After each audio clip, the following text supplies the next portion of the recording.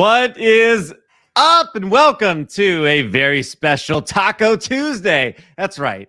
Taco Tuesday still works with this setup. We've got Taco, Tyler, A, Addison, well, T, whatever, you know what I mean. T, Tyler, A, Addison, C, Cal on Tuesdays. Taco Tuesday. It still works. Trust me. Addison, I'm excited to see you. How are you? Oh, I'm feeling great. This is I'm so excited to be here, to be now a part of this show for good. Mm-hmm. I wish I could say it's always been a dream of mine, but I don't know. But I'm excited. Now that you're here, I have an announcement to make. Uh-oh. I'm quitting this show forever. No, I'm kidding. Don't worry. Don't worry. Oh, I breaking news. just wanted to scare Addison a little bit. Just a little bit. That would be my luck. Yeah, it would be. I'm taking this off because it covers up my Arian Foster photo.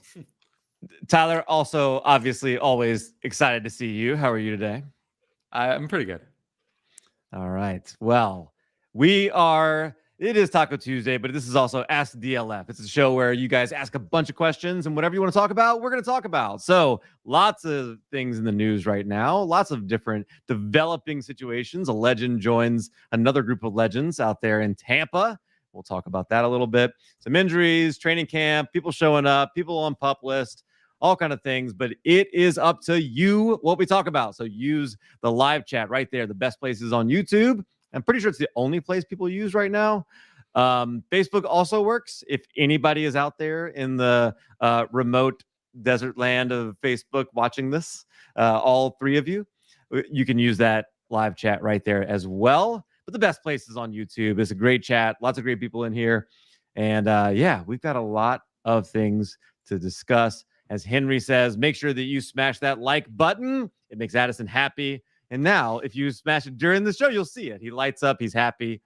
Puts a smile on his face. Exactly. So make sure you do that. Also subscribe to the channel. Addison, any fun videos that you've been working on here recently you want to tell everybody about? Not really. I mean, just the normal everyday kind of content and stuff. I had some Juju propaganda, which kind of, gave a little bit of a nod to the thumbnail today. But no, just some good fun stuff that I'm sure makes Tyler a little bit mad and makes his patrons come and watch the channel for his opinion on my bad opinion. So it makes it fun. They do. Apparently, I sent a mob after you. I feel like we need to have a Juju bet on between you guys. Now that you're both a part of the show here full time, there needs to be something on the line involving Juju. What do you want to bet? You guys let us know what these guys should put on the line and what the bet parameters should be. Tyler thinks he's going to finish as like a wide receiver 80, I think, if I remember. Oh, I'll take. I didn't say that. That's totally a big lie. I'll take that bet. That's a lie. BJ chimes in. Baseball legend Cal. Who did he play for? Willie Mopena. I was not in baseball mode. Willie Mopena sounds like a Pittsburgh Pirate, but you might know that. Addison, do you know that? He played for the Red Sox at some point. Did he? What? How do you know that? What do you mean? How do you know that? Do you know baseball like that? I know things. I don't remember where Willie Look at that. All the kind of Red Sox, D-backs. Did he ever play for the Pirates? I feel like he might have played for the Pirates at one point. Red Sox. He did not play for the Nationals, D-backs, Mariners. Look at that. Let the record show that I was right. Tyler got that one right. Yes. Yeah. Tyler, you win everything. This is not fair. You know, I win everything except the most important things. So go ahead. Tyler Reeves jumps in with our first fantasy football question. So you can ask questions like BJ here if you want to have us guess where random people in sports history played. You can do that. Or random birthdays, as Tyler would like to play. Random birthdays of prospects. That might work too. Sure. Or as Tyler has, fantasy football questions, which is what we are most known for here with these studs like Tyler, who writes a bunch of things and is really smart. Addison, who writes a bunch of things every now and then and makes a lot of videos. 12-team Superflex. Joe Burrow, Monty. I assume this is David Montgomery. Khalil Herbert, 23 first and a 25 first, or Josh Allen. Josh Jacobs, and a 23 second. Well, very interesting. I'll take the Burrow side easily. Yeah, I will as well. I mean, I feel like Burrow and a 23 first for Josh Allen feels about right. So then Jacobs for a 25 first alone, I think is fair. And then you're still getting Monty. Yeah, it's the Burrow side easily. Yep. For those interested, William Opeña had a negative 1.2 WAR over his career. Nobody's interested. Not very Nobody good, cares. William Opeña. Silence of the Lamb, who is hurt most by the Julio Jones signing? I know Tyler said fade Evans and tight ends in a short video, but I'm thinking it probably hurts Gage the most, especially with Godwin now cleared too. Gage definitely lost. I said it hurts Gage right at the end. I mean, it's 60 seconds. There's only so much I can get in there. I can put the link to the short. Honestly, the short was mostly apparently nobody liked it because nobody watched it, but it was mostly just because I was outside. I was by the water. I just felt like recording. But no, I don't know. It's Gage. I actually redid my rankings just before the show. For redraft, I dropped Gage all the way down to wide receiver 53. I put Julio at wide receiver 59. So not interested. I have Evans now at 14 and Godwin at 22. How far did that drop Evans? I'm curious on why you say it dropped him from 10 to 14. But it's actually more Godwin coming back. Godwin's going to play week 1, by the way. This is the reality. This is now the reality that we live in. The reality that we live in is that Chris Godwin is going to play week 1. That's what's going to happen. So we need to readjust our expectations to meet that reality. And the reality is that a healthy Chris Godwin is a better fantasy player than Mike Evans. That's the reality that people don't want to accept. They don't like that reality because for some reason people like Mike Evans better.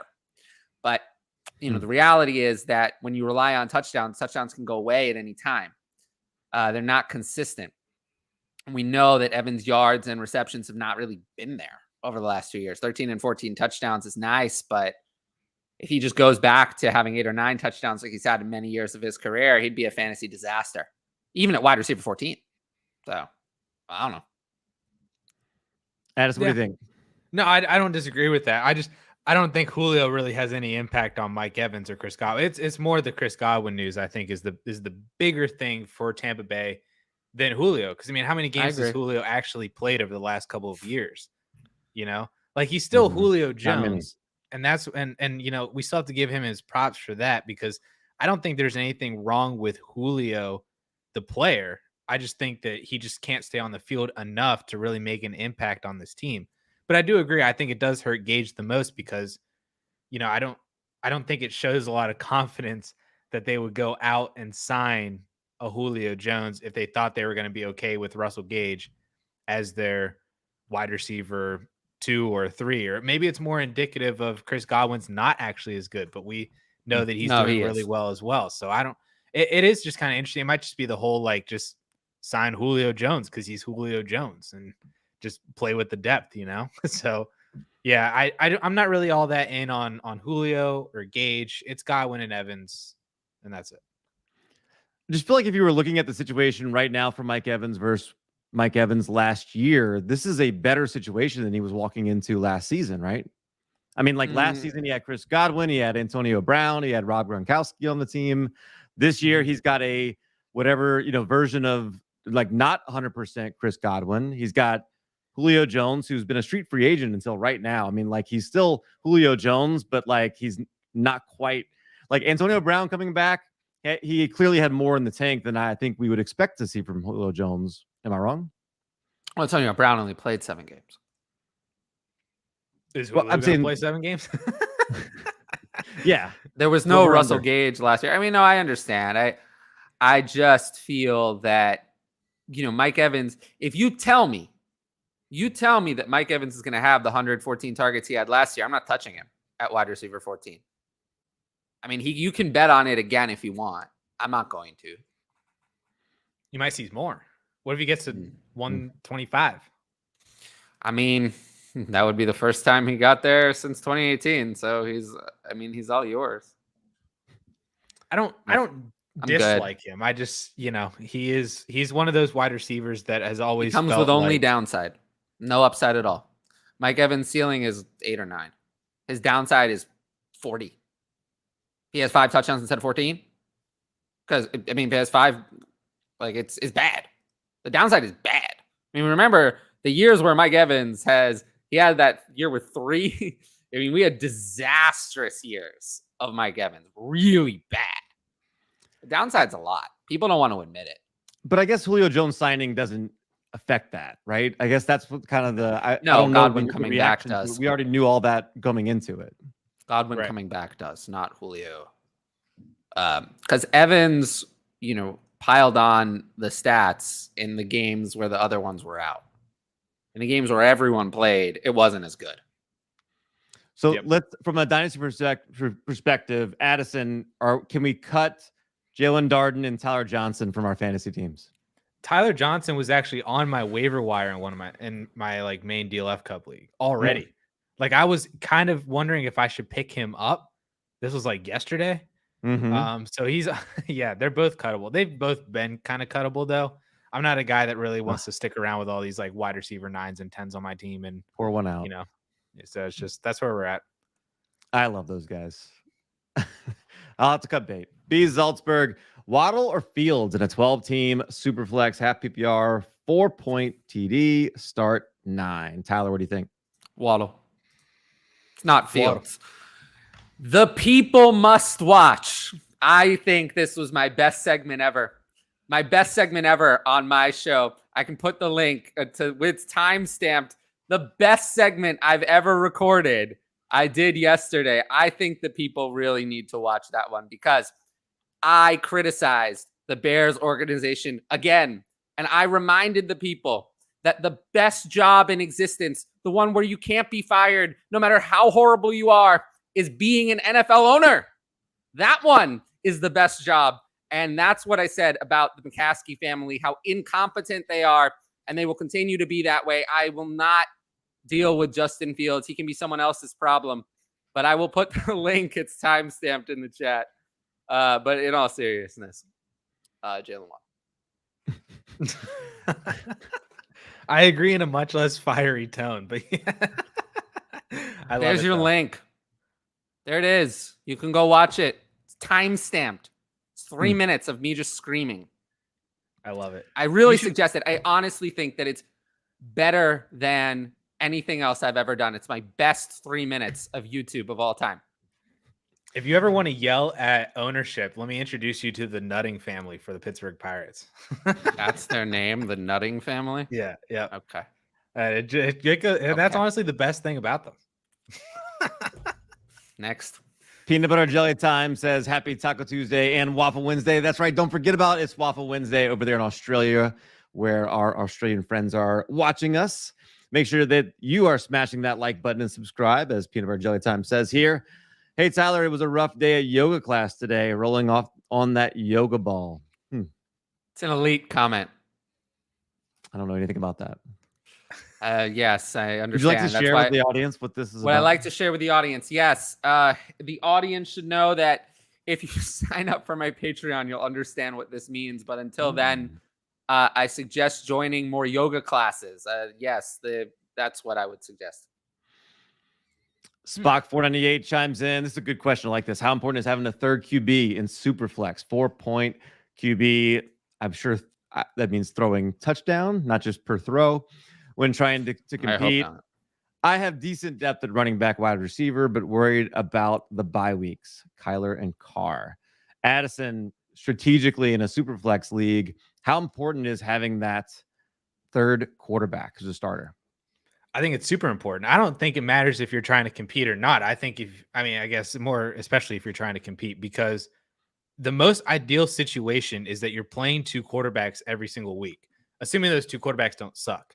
Like it might honestly be better to not play Daniel Jones. And if you have good depth at running back or wide receiver, it might be better to play one of those guys. But more often than not, you're going to want to have to throw a quarterback in your quarterback and your Superflex spot. That's like the most ideal because even on bad days, they can get you like 14 or 15 points, which when you get to like RB 4 or 5 or wide receiver 4 or 5, that's not really a guarantee. You need touchdowns, you need that kind of things. And that's just kind of how the quarterback scoring works compared to the other positions. So I think you definitely need a third quarterback for those bye weeks, but then also just in case if, Kyler or Carr get hurt, or if, Kyler starts playing too much Call of Duty and goes against his contract extension, homework assignment that he's getting, stuff like that. So you just need it, I think, just for all facets of the game at quarterback, but especially for the bye weeks and stuff, because you want to have a quarterback in the super flex spot.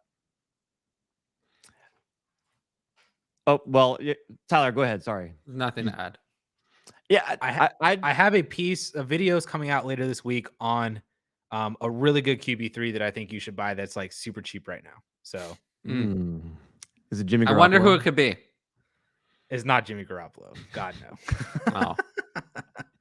Okay. Disappointed. See. Is it Taysom Hill? No, that experiment's over. It was the second best rookie quarterback. The people won't forget that, though. The people remember. Those who watch this show, they remember what Cal said. They remember that he wanted Taysom Hill to start games for the Saints. They remember that. The people have not forgotten. Those that were paying attention will remember that Cal believed that Sean Payton wanted that. Yes. Delusional Payton. That's my nickname for him. Delusional Payton. That's going to be his nickname. Propaganda Payton. 1 PPR, start 9. RBs are Swift, ETN, Hunt, Rojo plus. I'm not sure if that means Rojo plus or if there are other running backs besides Rojo, but I like the idea that of even Rojo plus. Should I trade ETN plus Muth?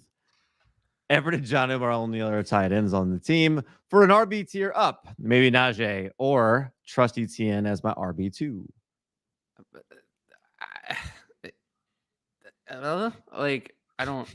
How do I answer If you can this? get Najee I'm fine getting Najee, but I don't. Well, think that would be great, but that's not realistic. I don't think you're getting Najee. Yeah. Now let me just note: we talked about Rojo. We know that today, unsurprising news: Clyde Edwards-Helaire started the camp on the PUP list as usual. Not ready to participate. Why would he be ready? Why would he ever be ready? Because the only place that he needs to participate is the bench. That's where he belongs. He belongs on the bench. We're going to put him there. And I cannot believe that this situation has got me to believe in Ronald Jones. It has happened because Clyde Edwards-Helaire is so useless that I drafted Ronald Jones and Scott Fishbowl. I see that shirt, Addison. I see that shirt. And yeah, this had nothing to do with the question. Take Najee, but I am gaining confidence in Ronald Jones because Clyde Edwards-Helaire sucks. He is the best running back on that team. I should have put him on the thumbnail. To be fair, Jet is actually the best running back on that team, but he's an old man. He's an old man, but Jet at his best is better than either of those two. Jet at his best is better than those two ever were. That was if Jet hadn't had that injury, if he hadn't had that injury in 2018, I think we would have seen the real Jet, but we'll never see it. I agree. Can I retire now?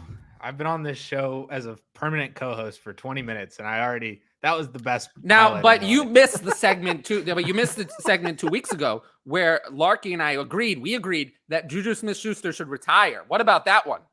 2 weeks ago, we talked about how Juju Smith-Schuster actually would be better off in retirement than he would be in the NFL.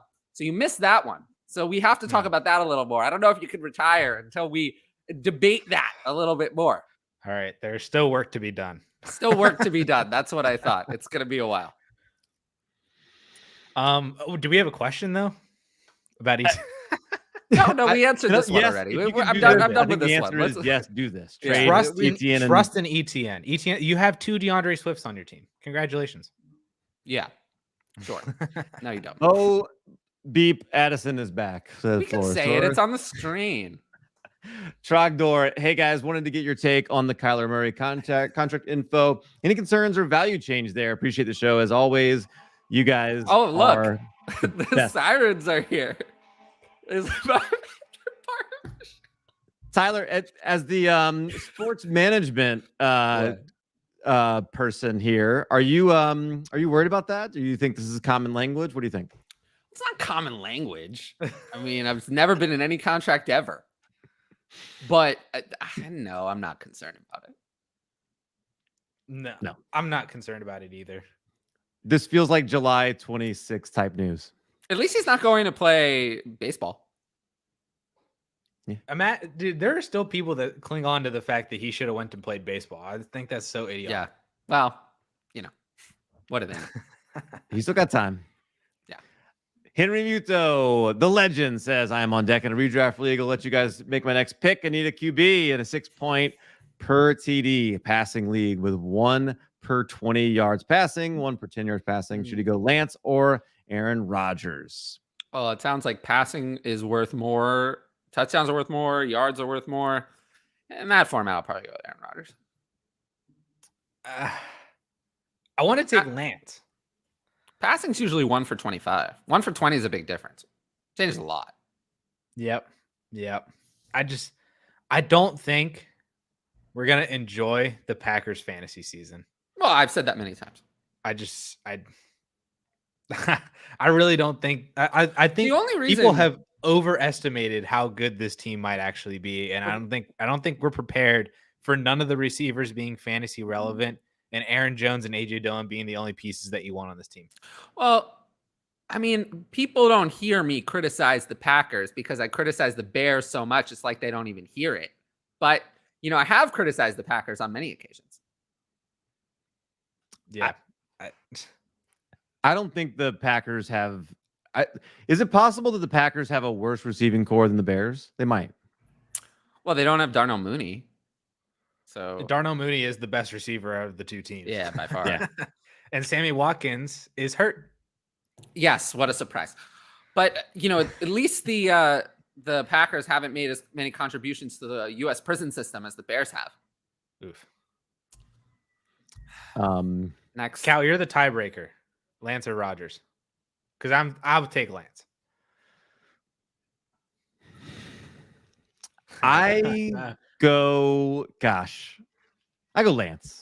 Go Lance. Can you believe it? I went Rodgers. Crazy coming from me. Go Lance, Henry. I think this is the year. Swing for the fences. Eric Lyman, panic meter on Hollywood Hammy, scale of 1 to 10.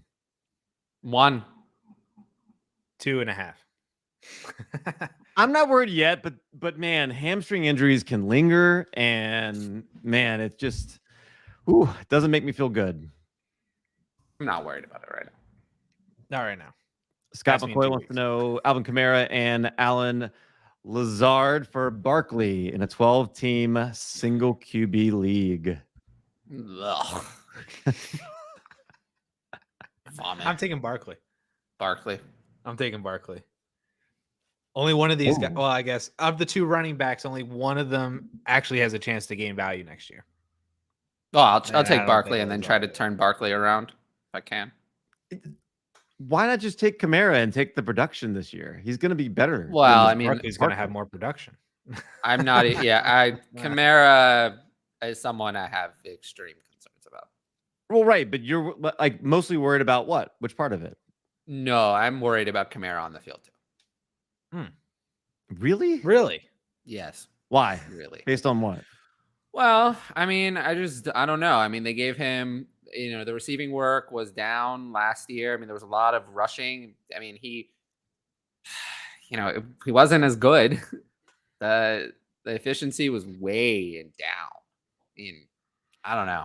He was kind of the only capable person on the field, though. Sure, but I think I don't know. He wasn't the same Alvin Kamara last year. I don't know. Not to even me, close. like Kamara's the best player in this deal, and if you can then flip Lazard for something else, that's what I would do.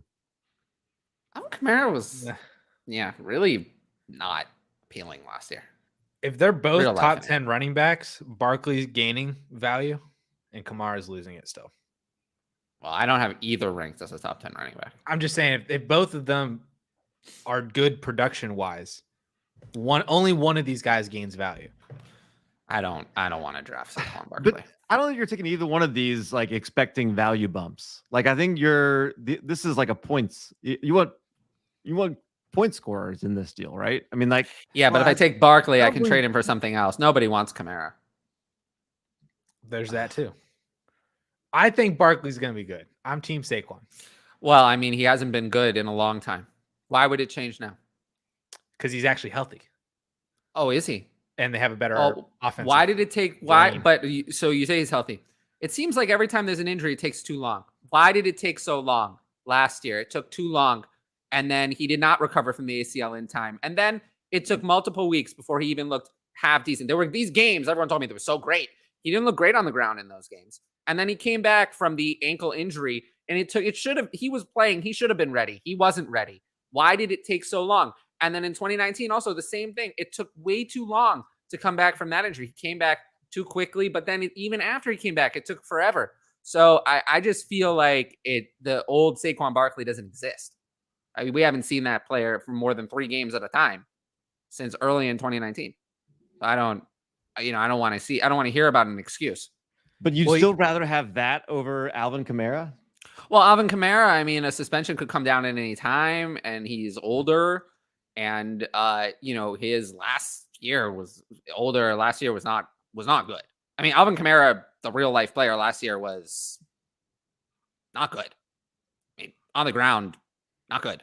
Awful. Am I just misremembering? Like, he looked like he was pretty good to me. Let's see. On the ground, he was awful. On the ground, he was awful. He was awful on the ground last year. He was awful because he got all of the work that Alvin Kamara last year had 240 carries in 13 games. That is a big problem. And he did very little on 200. So you would say that on 240 carries, that's a lot of carries. 3.7 yards a carry and 4 touchdowns on 240 carries is good. That's horrible. He finished as the number 4 fantasy running back in fantasy points per game last year. But he was nowhere where did near. Saquon finish? Right. Saquon was much worse, but Alvin Kamara was nowhere near the Alvin Kamara of old. He was the old Alvin Kamara. Old, as in look, I get having not like what he reservations. It's just in this case, I have way more reservations about Barkley. Well, I mean, based on field, the like receiving on work, field. If the receiving work does not come back, Alvin Kamara is highly risky, and they have better receiving weapons now than they did last year, which will help. Which will not help Alvin Kamara get more targets. Barkley played 4 games last year with 80 or more snaps, and he scored 8.9 points, 9.3 points, 21.4, and 29.6 points. Yeah, but why didn't he play more snaps in the other game? Why wasn't he prepared? He was healthy. He should have been prepared to play more snaps, but for some reason they thought that an ineffective Devontae Booker was a better option to give more touches. So, and he looked just as good, if not better. Doing Doesn't matter so now. Why did that happen? Right, but it's an excuse about the offensive line. Everyone blames the offensive line, but why was you can see I don't want to draft either of these players. I don't want any part of either of these two at all. So you're asking me to choose between 2 players I won't touch. Essentially, that's why we're not. Saquon also noted. He noted a couple. It was a few weeks ago back. I think it was like in June that he said that like he finally like trusts his body. You know, like the injuries just like deflated him so much mentally that he just like wasn't trusting his body to do the things that he could do. He can trust. But that's what I'm saying though, is that like he actually kind of feels like mentally that he can return to being Saquon Barkley where he didn't have that before. And when I'm seeing that he's still putting up 20+ point fantasy games when he's playing the snaps with no Devontae Booker, the only people on this backfield behind Saquon are Matt Breida and 2 other guys I've never even heard of. Like this is Saquon Barkley in a Brian Dabble offense. It's gonna be bad. So I can tell you that it's somehow it's not going to work out. Just because it looks like there's a lot of opportunity. It looked like there were a lot of opportunity for a lot of players last year, and it didn't work out for like your Mike Davis, your Myles Gaskin. Of course, he's better than those players, but like just the opportunities there, you have to still play well. He didn't do that last year. Matt Breida and Devontae Booker are not wildly different. Devontae Booker does not currently have a job. He's so good. He doesn't have a job now. So, the same thing could happen this year if Barkley's as ineffective as he was last year. We'll see. Moving on, Gavin Grant says, is Logan Thomas droppable at this point?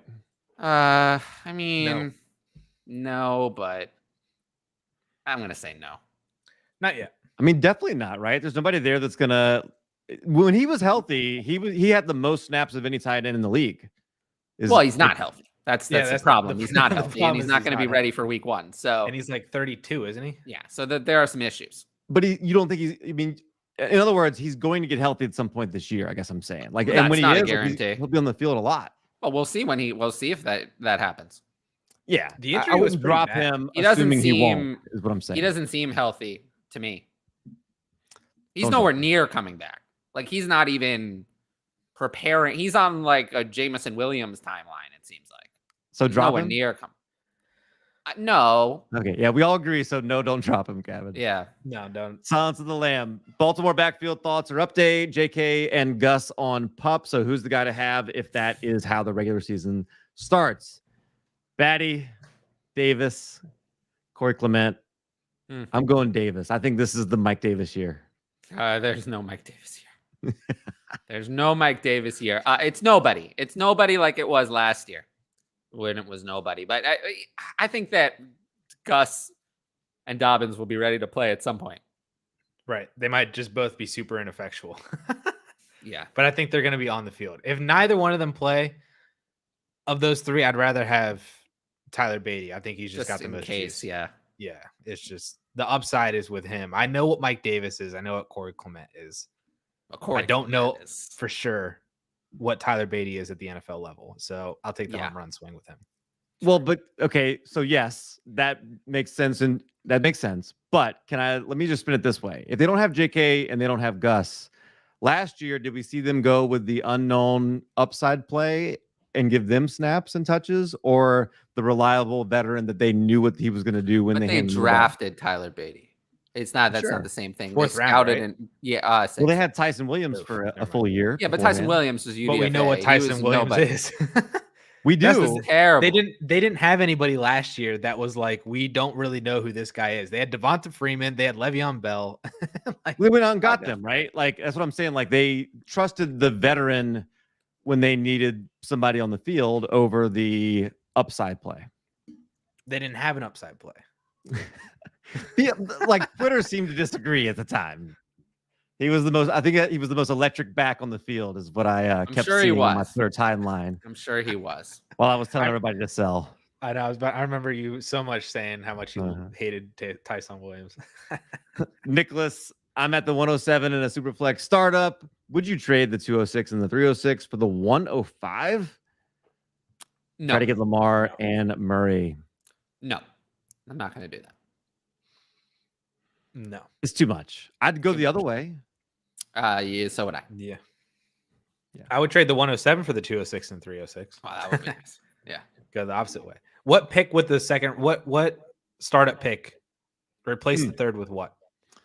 Wait, let me ask you this. What about the 206 and 306 for 105 and a 23 first? Well, that would be great, but that's not going to happen. Then you do that, right? Yeah, but that's not going to happen. Yeah, it's not going to happen. But this also shouldn't happen either. Yeah, it won't. But it is what it is.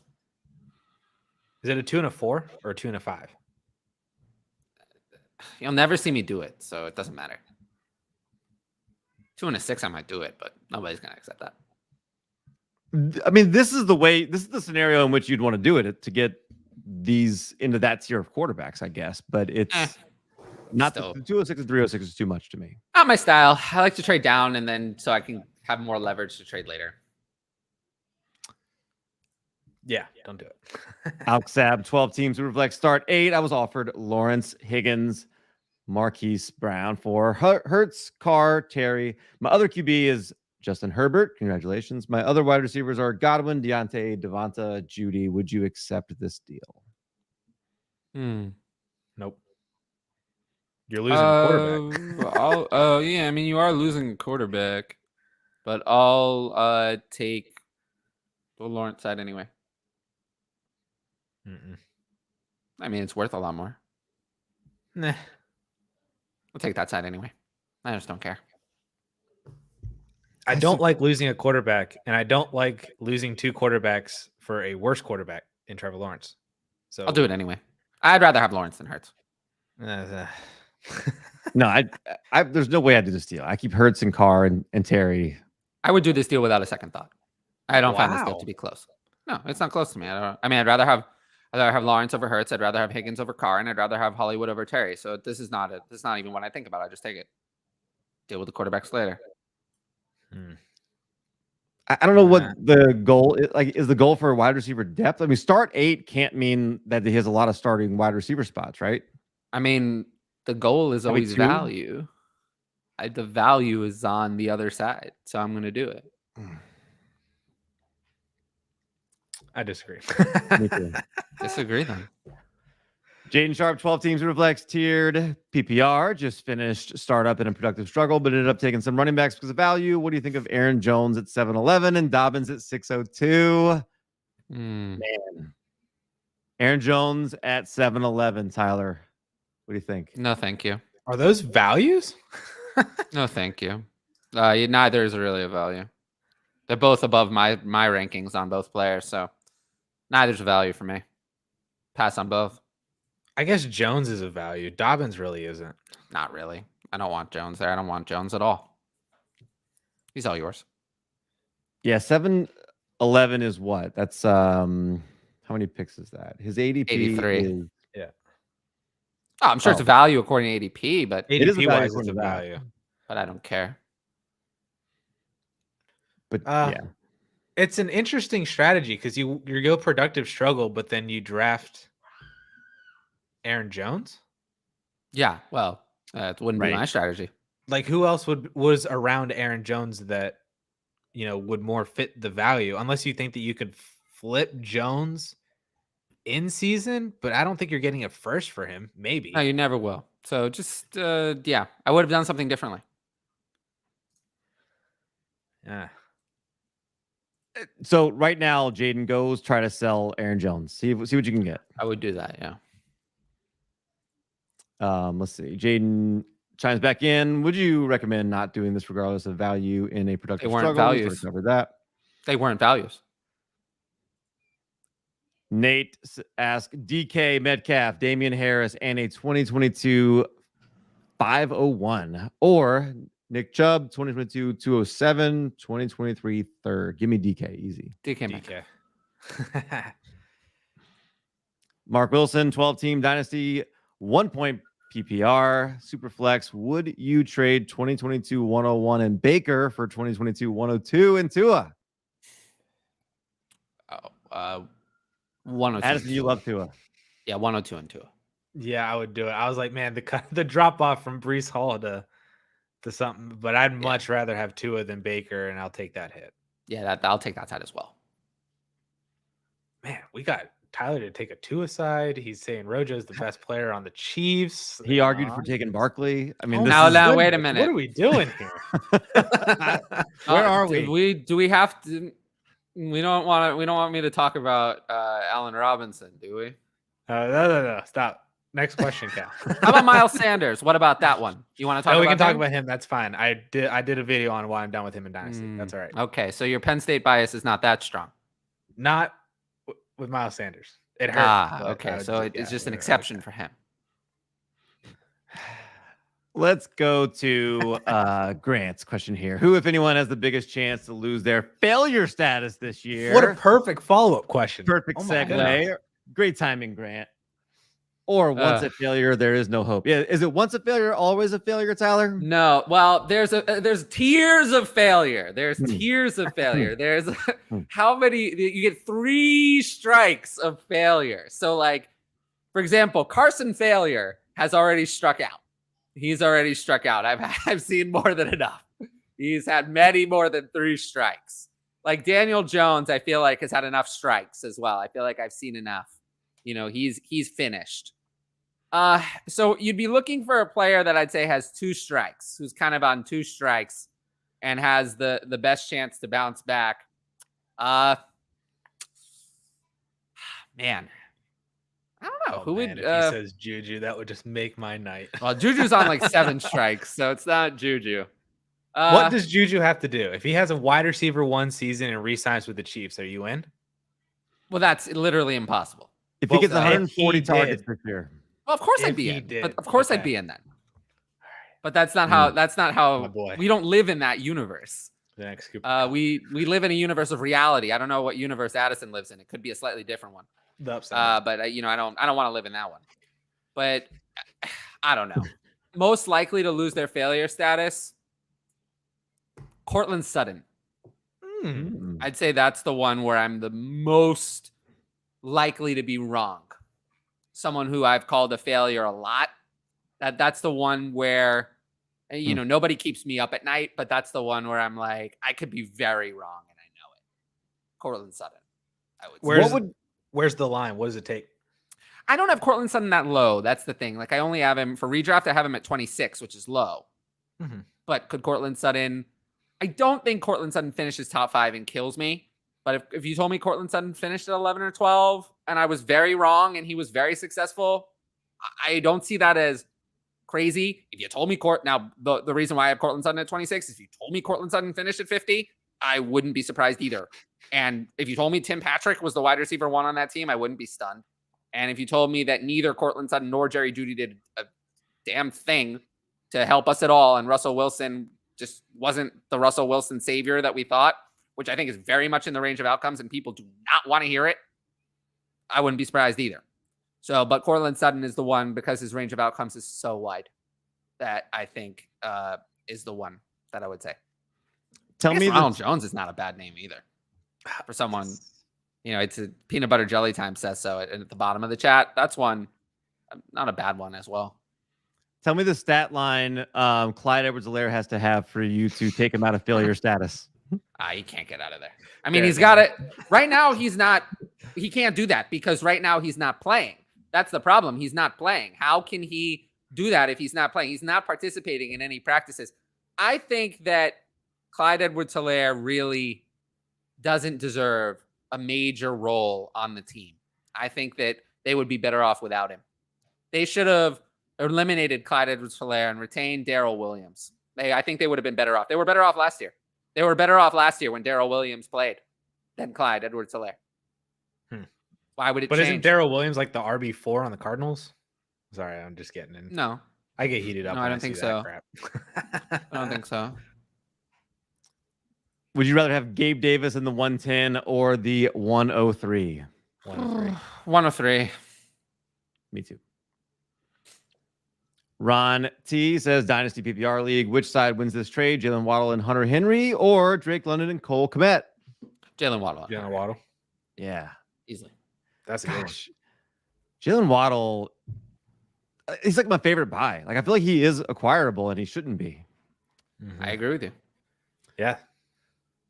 Henry Muto, I was in Pros vs. Joe's Sunday, and I took Godwin in the 6th, and then Elijah Moore in the 7th over Gage, and the announcers bashed me for passing Gage, and I got the last laugh. That's why you're the legend, Henry. That's why. Yeah.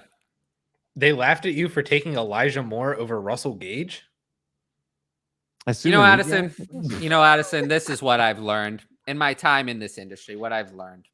And this is a big lesson. The people should hear it. They need to hear it. Anybody can create a show. Anybody can have a show. There's no barrier to entry to creating a show. None at all. Nobody interviewed me to say, oh, what do you know about football?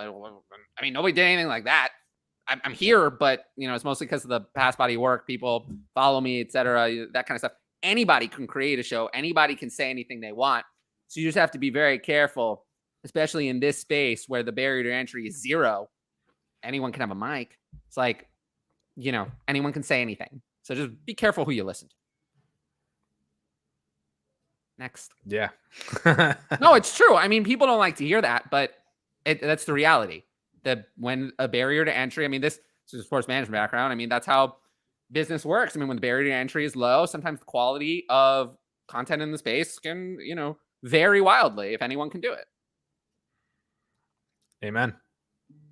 FF Lefty says, yo, what's up, party people? Happy to see y'all. We're happy to see you in here. FF Lefty. Henry always gets the last laugh. That's right. Let's see. Henry says he's a Joe, but there's no way. He is more pro than I'm sure most people in there that are pros. That is a big lie, Henry. Come on. You've played thousands of leagues. Let's recognize that. Thousands. I've maybe played 100. Trogdor and I'm wants to pretty know good at this. If Will Fuller is playing this year. He wants us to start a campaign and get him to Green Bay. No, Green Bay's not going to do that. They don't want to do that. But yeah, he should go to Green Bay. But I don't know if he's playing this year. I was kind of surprised Julio Jones signed today, to be honest. I feel like he's waiting for the suspension news, right? And he's probably might go to Cleveland. Maybe. That's my guess. Maybe. That's a lot of speculation, though. I mean, Cleveland said they were not interested. But okay, here's the thing. Green Bay does not add skill position players. No, I don't think Green Bay is more of a dream. I mean, if we want to talk realistic, Baltimore needs someone. You know, if you want to talk really fun for him to go back to Miami. They would be fast. But that's not gonna. If he would be the 3 there, holy crap. I mean, yeah. It's not going to happen. Spock 498. He should sign with the Rams. I've thought of it. That's what he should do. He should sign with the Rams. Could you imagine? That would be Deontay. Could you imagine? Johnson or Mac Jones in a 12-team Superflex, standard scoring 4-point per QB throw. I have Deontay Johnson ranked higher. Wait, standard as in like actual standard? Oh, standards and not PPR. Then I'll take Mac Jones. Then the receiver like Deontay I don't want. So I'll take Mac Jones then. I agree with that. But if it's PPR, are you taking Deontay? Deontay, yeah. I think that's where I am too. Yeah. Mac Jones to me is just ceiling so low. There's going to be like 20 Mac Jones over the next like 3 years. I agree with that. You can find Mac Jones anywhere. I mean, they did add a stud wide receiver like you wanted the Bears to do. Who? From Miami. No, they got rid of N'Keal Harry. And who went to the Bears? They got rid of N'Keal Harry. People always ask me, and I think Addison, this would be a good video for Addison to do. Addison, you're getting a homework assignment. You're the new Kyler Murray. Can you please do a video on how N'Keal Harry was actually a good prospect and busts happen? Like N'Keal Harry was one of the best wide receivers, was actually a good prospect. Wait, who's telling you that N'Keal Harry was not a great prospect? Oh, I hear it all the time. You should have seen it coming. He was a terrible prospect. This, and this. It was so obvious. It's like I hear this on Twitter all the time. It's like the most obvious thing ever. Like N'Keal Harry was an obvious bust, and I'm like, you just have no idea. Harry was one of the best. The top of I know almost every wide receiver prospect. I know, but that's not what people say now because it's the same. You know, you want to know something funny? You go on Twitter. Any Twitter analyst will tell you that they took Jonathan Taylor over Clyde Edwards-Helaire, but somehow the ADP doesn't reflect that. So it's either a bunch of liars or only the people who got it right remember or seem to remember it, and everyone who got it wrong seems to conveniently forget. So this would be a good video. You know, go back. I actually think that would be interesting. I could do an article on it. It's a little far back for me. Yeah, I thought that was a good topic to go back to some of these things where like people just change the narrative over time. They warp it to whatever's convenient for them, but it's not the reality. The reality is that N'Keal Harry was a great prospect. Yeah, and it just didn't work out. He ruins everything. It's like Kelvin Benjamin always ruins everything too, because it's like, here's the list of wide receivers who had 1,000 receiving yards in their rookie year. And it's like, these are all these fantastic names. And then Kelvin Benjamin, you're like, what? Yeah. Like, I'm just saying, like, yeah, no, N'Keal Harry was a fantastic. I mean, we know this happens everywhere. People revise history to what's convenient for them. We know that that's what happens. Yeah. And I'm just saying that I think that that's how you become a worse dynasty player. Is you not in touch with reality.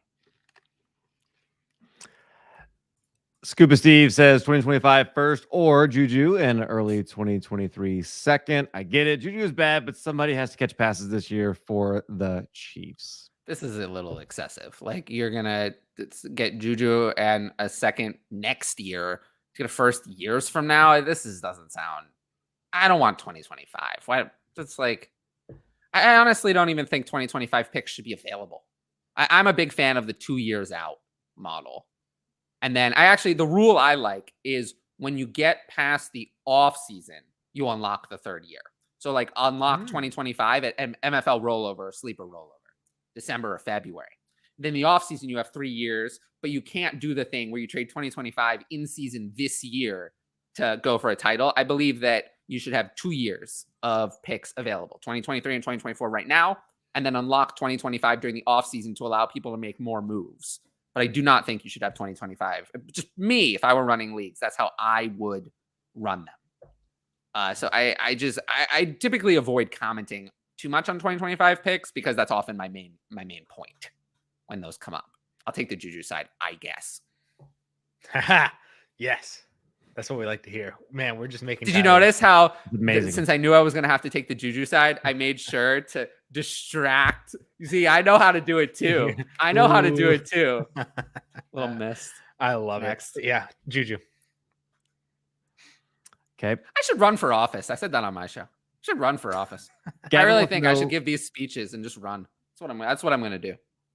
if he should roster Jerick McKinnon. Clyde Yes. Edwards-Helaire is his RB4. 4/5. I'd say in most dynasty formats, I would roster Jerick McKinnon. Yes.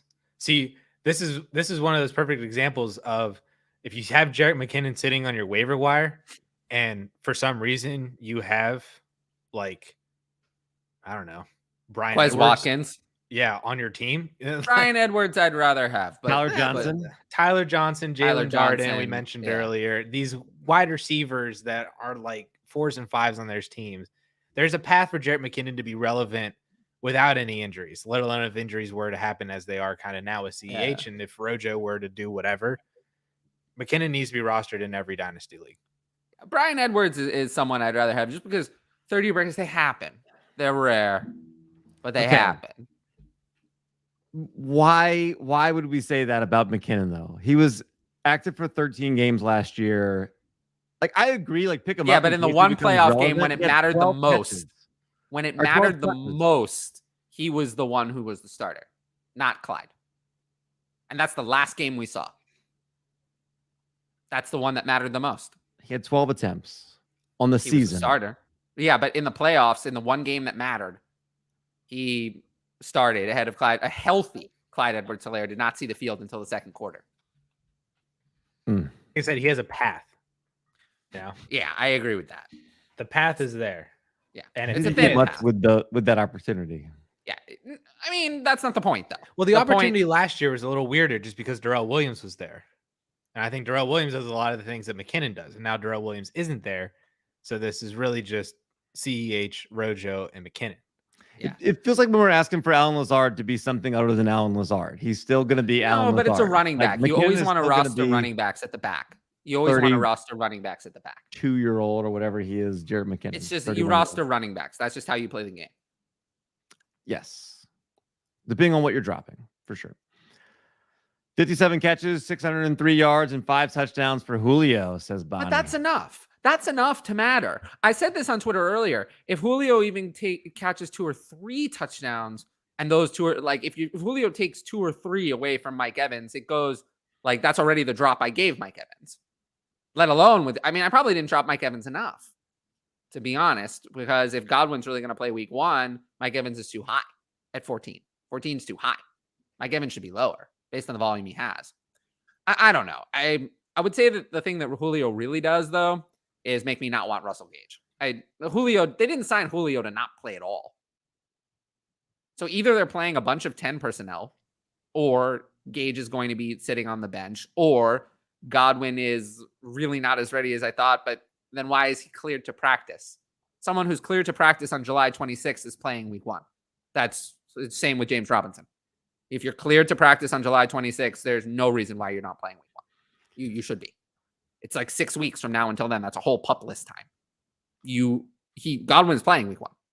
So I don't really understand. It just makes me want to avoid Gage entirely. Gage doesn't have any upside anymore. And yeah, I'm not going to draft Julio though. I don't think Julio has any upside. I think there's still potential, but I mean, that's because that's basically Rob Gronkowski's stat line last year. Yeah, but that's not playable at wide receiver. So it's just no, wide receiver, no. But I'm saying that there's still the potential though, because if Tom Brady were to replicate what he did last year, I mean, he was supporting Evans, Godwin, AB, and Gronk, and Fournette was still doing his thing. With 80, yeah, Fournette still had 84 targets. I mean, Well, to be fair, AB, those players were not barely all played at the same time. Yeah, it was like the first like 5-6 weeks or whatever, but they were all generally being supported. I mean, it's certainly not going to be like a very consistent thing, but it was a lot better once one of them left. It was I a lot agree. better. They weren't all that great, and then once Right. one piece left, So all one of a and a sudden, half of them are already gone, right? I mean, yeah. Gronk's But gone. Gage is not nothing. Like I think Gage is not nothing. I mean, Gage is scarier to me than Gronk was. yeah. Plus, The only it's probably reason gonna be we weren't talking about Gage is that Gage plays wide receiver and Gronk played tight end. But I would expect Gage to exceed Gronkowski's stat line from last year. Mhm. Pretty easy. Plus, it'll be harder for them to put out 4 wide receivers because then a tight end's probably still going to be out. Like Brait is still going to be out there to suck up. What if they play? What if we play odd. the 0-1 personnel? When was the last time we saw that? I mean, if they break that one out, then sure. But yeah, we never then see that. that is kind of the hole in the Julio. It could be Gronk, and they could still support 3 wide receivers. Is the fact that they Russell would all need. Gage had more production than Rob Gronkowski. Russell Gage was a wide receiver 1 over the last half of the year. So yeah. Like, but I just think that Julio Jones just kind of, if Russell Gage is only going to play like 50% of the snaps, 60% of the snaps, now I'm not interested in Russell Gage anymore. Yep. Andy Dalton, or Andrew Dalton, says, how deep is the 23 draft class? Will mid to late second rounders be viable or valuable in Superflex? I'm going to say yes, but that's a vague question. Like, yeah. I can't tell you now how the mid to late second round is. And anyone telling you they can is just trying to get your attention. They don't know how the mid to late second round is going to be next year. It's hard enough to predict the top picks. Can you think anyone can tell you with any certainty how the mid to late second, like people this year were counting undrafted John Mechie at that range, and now you drafted nothing. You drafted that pick's gone. Like you can't predict what the mid to late second's going to be like next year. That's too difficult. We say that every year that like second round picks are going to be fantastic and blah blah blah. Like you always want to be hoarding all these second round picks, but like these were the mid to late second round picks in the 2020 class. Bryan Edwards, Zach Moss, Laviska Shenault, Antonio Gibson was there, AJ Dillon, Darrington Evans, Chase Claypool, KJ Hamler, Lynn Bowden. Now we're getting into the top of the third now. That's not that bad. But I'm like, that's what I'm saying though, is like, I wouldn't consider that all too deep. There were 3 things in there that I would say were actually pretty good. And that's also not to mention the fact that there were landmines at the top, like Henry Ruggs and Keyshawn Vaughns and Denzel Mims. Sure. I'm just saying that like, this is not. We do this every year. The whole like these second rounders are going to be so valuable. Hold on to those and stuff like that. And then it just doesn't end up working because. No, but I feel that way every year. Yeah. I feel that way. I like second rounders every year. I don't like. There's going to be players who are eligible next year that we're excited for who return to school. Right. So that's going to take a little bit of the player pool out. And then there's the NFL draft is going to like suck a couple of these players away because, one of the top, like the RB6 went to the thing about this year, the Colts, and we're like, what are they doing? The thing about this year, the reason why this class was so bad is that the early to middle of the first round was horrific. Like in a Superflex tight end premium, I had Breece Hall at 24 overall. The next rookie I have is at 50. Garrett Wilson. And then Drake London at 51. Next year, I will bet you that there will be at least 7 players in the top 50. Sure. 7. But that's so the difference top heavy, but that doesn't mean that it makes. No, I don't think the rest of it's going to be any better. I'm just saying that the difference between the classes is that I think that is the middle, the early middle, to some close to the late first round is going to be significantly better across the board. Like the 102, everything from like the 102 to the 111 or 112 is all going to be way better than equivalent picks were this year. But I do not think that that's going to carry through because this year's second round was actually was fine. There was nothing wrong with it compared to another year. It was that the first round was just so abysmal. Yeah. And that's what we do that every year, that we think the second rounders are going to be super deep and valuable, and they never end up being. Well, But I think that tells you they're going to have value. I don't know that you're going to be able to draft a good player there, but I think you're going to be able to get something of value for that second round pick this season if you would like to move somebody. I also think I just happen to be higher on a lot of the second rounders in this class than most, because their ADP is not particularly high. Right, because everybody thinks this class sucks. So. Yeah. That's another, like, I think that's where, to Cal's point, is that we view this 2023 class as like God mode. So the player might not actually be valuable, but the pick is going to be valuable, or at least what we think that pick and player could turn into. Like, if you're a competing team, you know, what you might get for your late second round pick might be better than what that pick actually ends up being, just because people perceive it as being valuable. Will almost certainly be. Yeah. Henry has Godwin, Gage, and Julio on the same Dynasty team. Had Julio and traded the 309 for Gage last week, since I was weak at wide receiver. This is probably more than I would like to have. But look, you got Tom Brady with the most pass attempts in the league last year. No reason to think he won't do that again. Yeah. We'll get some value out of this. I like Gage for the 309. Yeah, me too. I'd rather have Gage. Yeah. 309 is nothing. Team A gets ETN and Ayuk. Team B gets Waddle. What do you think? Waddle. Still Waddle. Definitely Waddle. Grimley, Moore, Deontay, Waddle. Rank them in redraft PPR. How do you have it ranked, Tyler? Waddle, Deontay, Moore. Oh, yeah. I literally was about to say the same thing. Like, flip it. You're there. Same thing. It's nice when we agree.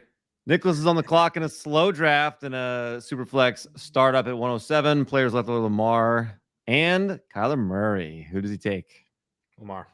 Kyler. Give me Lamar. Really? Why? I just must not understand something. I don't get it. I don't get it. You want the guy who wants to negotiate his own contract? You want the guy who has no weapons at all? Like, beyond, like, no depth on the team at all. Like, I don't understand. The MVP. I really don't have a problem with either one. If you want to take Kyler, I'm fine with it. It's really Kyler, and I don't even. I'm just happy that you're getting one of them. Yes, it's easily Kyler. This isn't not a decision for me. And never has been. What's up, Open 24 Hours? Appreciate you tuning in. Andy Dalton time's back in. What do you think of Kyler's 4 hours of independent study each week on his? We talked about this a little bit already. Nobody cares. Which good segue from the last question. Give me Lamar. Yeah. Nobody cares about this. Oh, Nicholas wants to know if he should trade back for more picks. Yes. I'm here for it. Especially if he can stay within the quarterback range to get like a Stafford or Russell Wilson, or trade for a second and third round pick, like his thing earlier. That would be fantastic. That would be nice. Yeah, we talked about the Hollywood Hammy. Jameis Winston. I'm not sure what this is. Yeah, I don't know what this is referring to. Let's collectively agree to stop with Taysom Hill, please. I will never stop. Yeah, I'll never stop. And look, I'll never let Cal forget that he thought that the Saints would be better off with Taysom Hill. Yes, Taysom Hill. False. By the way, in LA, I was there in Disneyland. There was another person wearing a Taysom Hill jersey that was not me. I don't even have a Taysom Hill jersey. This guy was in LA at Disneyland wearing a Taysom Hill jersey. He is somehow a bigger fan of Taysom than me. Are you sure it was Taysom? It wasn't like that. Didn't you have Josh Hill? It was a tight end. It was definitely a Taysom Hill. Maybe his favorite number was 7 and his last name was recognize Hill. Maybe he made a Hill jersey from anywhere, sir. He's all yours. Tyler, you'll love this. Last week, someone offered me Kamara and a 24 third for my Juju plus Darrell Williams. Kamara. It is Kamara. Like, it is what it is. It's Kamara. Flowsource says plus RB is not worth mentioning. Yeah, I figured that was not worthing mentioning. Not worthing mentioning. Don't forget the placement of the comma made it look like Rojo plus, which I like. I just like it. Is what it is. Over 24 hours, someone dropped Calvin Ridley in my Dynasty League. Blow all my fab for him. Only 17 roster spots, 14-team league. He is not IR eligible, but my team stinks. I say no. It's a skinny roster, but I'd do it. I mean, the odds that something better comes on waivers are low, even in that format. I say no. I'm super aggressive on waivers. Yeah, I'd probably spend. And if you take all of your fab and you're able to trade him for any second round pick, I would take a 2025 second round pick over Calvin Ridley. And if you're able to do that, and you did fab for that, I'm for the only way I wouldn't spend all my fab on him is if this is one of those leagues that doesn't have $0 bids. But no one other than Dynasty Outhouse actually likes that format. I love you, Outhouse. I'm very deep in a startup right now, and I don't think Ridley's been taken. And like we're talking about, like, yeah, it's funny now we've gotten to a point where I have Ridley higher than his ADP. The list of people still like that have gone and Ridley's still on the board is pretty surprising. Well, it's a 14 team league too, 17 roster spots. That's 238 rostered players. And you don't think Ridley is in the top 238? That's true. I mean, I have him a lot higher than that. My fab's gone. Mine's probably gone too. Nicole Hardman is rostered, and Calvin Ridley has not been drafted yet. That's insane. That's stupid. Marquez Callaway. Okay, yeah, no, I just disagree with that though. In Dynasty, I have Calvin Ridley at wide receiver 56. Gerald Everett has been drafted in this league. But just because people make dumb decisions doesn't mean we have to endorse them. Like, just because people make dumb trades and dumb decisions and dumb picks doesn't mean that it's representative of what the advice that I'm going to give. That's why I don't base my advice on ADP and the Trade Analyzer and the Trade Finder. I just think the idea that somehow Ridley is going to be worth something in the future when he theoretically comes back and hasn't played in almost 2 years is just. Well, I don't see why that's so unrealistic. And I got to hold him on a roster spot for a whole year when I've only got 17. It is what it is, though. Like I don't know what to tell you. Well, right, but what I would say is no, I would not take him. So that's how much are you throwing on him? Half? 75? Nothing. Oh, okay. Okay. Next question. So clearly, we're just very. I don't want to put myself at a disadvantage. We're going to agree to disagree in this That's season. Fine. We'll agree to disagree. Flowsaur's 12th place team has Najee and loves ETN. Is Michael Thomas a hold, or can we safely trade him for a second? Did we hear my Michael Thomas segment? Which one? How many of those there have been? We saw the Michael Thomas workout, right? No, I actually don't think I have. Oh. The one that the beat reporter posted? Yeah. Hold on, I'll find it. Addison, like a couple weeks ago, you're talking about, yeah. Right? He was allegedly working out. He looks so great. Addison, you could have done that workout. You could have done that workout. I don't know. It was running on. Oh, yes, you could have. It was running on grass. Running on grass. No defenders, nothing. A little bit of running. You could have done that. You're not that much of a homebody. I did that workout the day after that video was posted. I did it again today. That workout is not that hard. You could do that. That video doesn't prove anything. It proves that he can run. I think it was barefoot in a straight line a little. He looked gimpy and bad when he was doing that workout. You can get rid of him. He is not ready. Why is he on the PUP list years later? This injury was years ago. This was week 1, 2020. Why are we still on the PUP list now? Make him someone else's problem. Grimley wants to trade a 24-second for Tyler Boyd, or wants to know if we would, trying to compete and get some depth. Why? I say no. No. Why? I just watched the Michael Thomas video. That was good. Yeah, the video. You saw the video in which he did what? What did he do? A corner route it. Oh, a corner route. He looked bad doing it. I can run a corner route. It's not that hard. You can put on cleats and do it. Yeah, I'm pretty sure that video looked like it was me on Memorial Day. So exactly. That's why I said you could do it. You could have done that. I'll take a 24-second. Not impressive. Well, now we're on Boyd. Yeah, 24-second. Look, when he starts doing some of those Jameis Winston workouts, then I'll be impressed. Well, let's see about that. Let's see. Let's see if he can do the Derrick Henry workout. How about that one? I would rather. I think it would be comical to see him try the Jameis Winston ones. I just think he can't do anything. So. He can do for the lulz. Someone on my show, they knew what to say about Michael Thomas. I think that they the right answer. He's on the PUP list, but I think we know what, in his case, the PUP list means. It's physically unwilling to perform. That's what they said. He's on the physically unwilling to perform list. I think he nailed it with that comment. Physically unwilling to perform. That's how we can describe Michael Thomas. That tells us what Michael Thomas is. That's who he is. So we don't want him at all. Hutch in the house. He's Sorry. late to the party, but it's okay. We forgive you, It's Hutch. okay. What's up, Hutch? T. Sandiford is excited to see your smile live. Fancy Condo, Michael Pittman, and Ken Walker, or Javonte Williams, 10-team Superflex Dynasty Happy PPR. Win now team. Do you think everybody that has a 10-team league Javonte Williams feels like they have a win now team? Javonte Williams. Barely. Yeah, I want Williams. Williams. Henry says, thanks, guys. I just picked Lance. Both were still on the board. If I win $100,000, I will keep you in high regard. There we go. That's it. Where's my If fucking that's the reason, then give us. I always forget that I started cursing on my own show.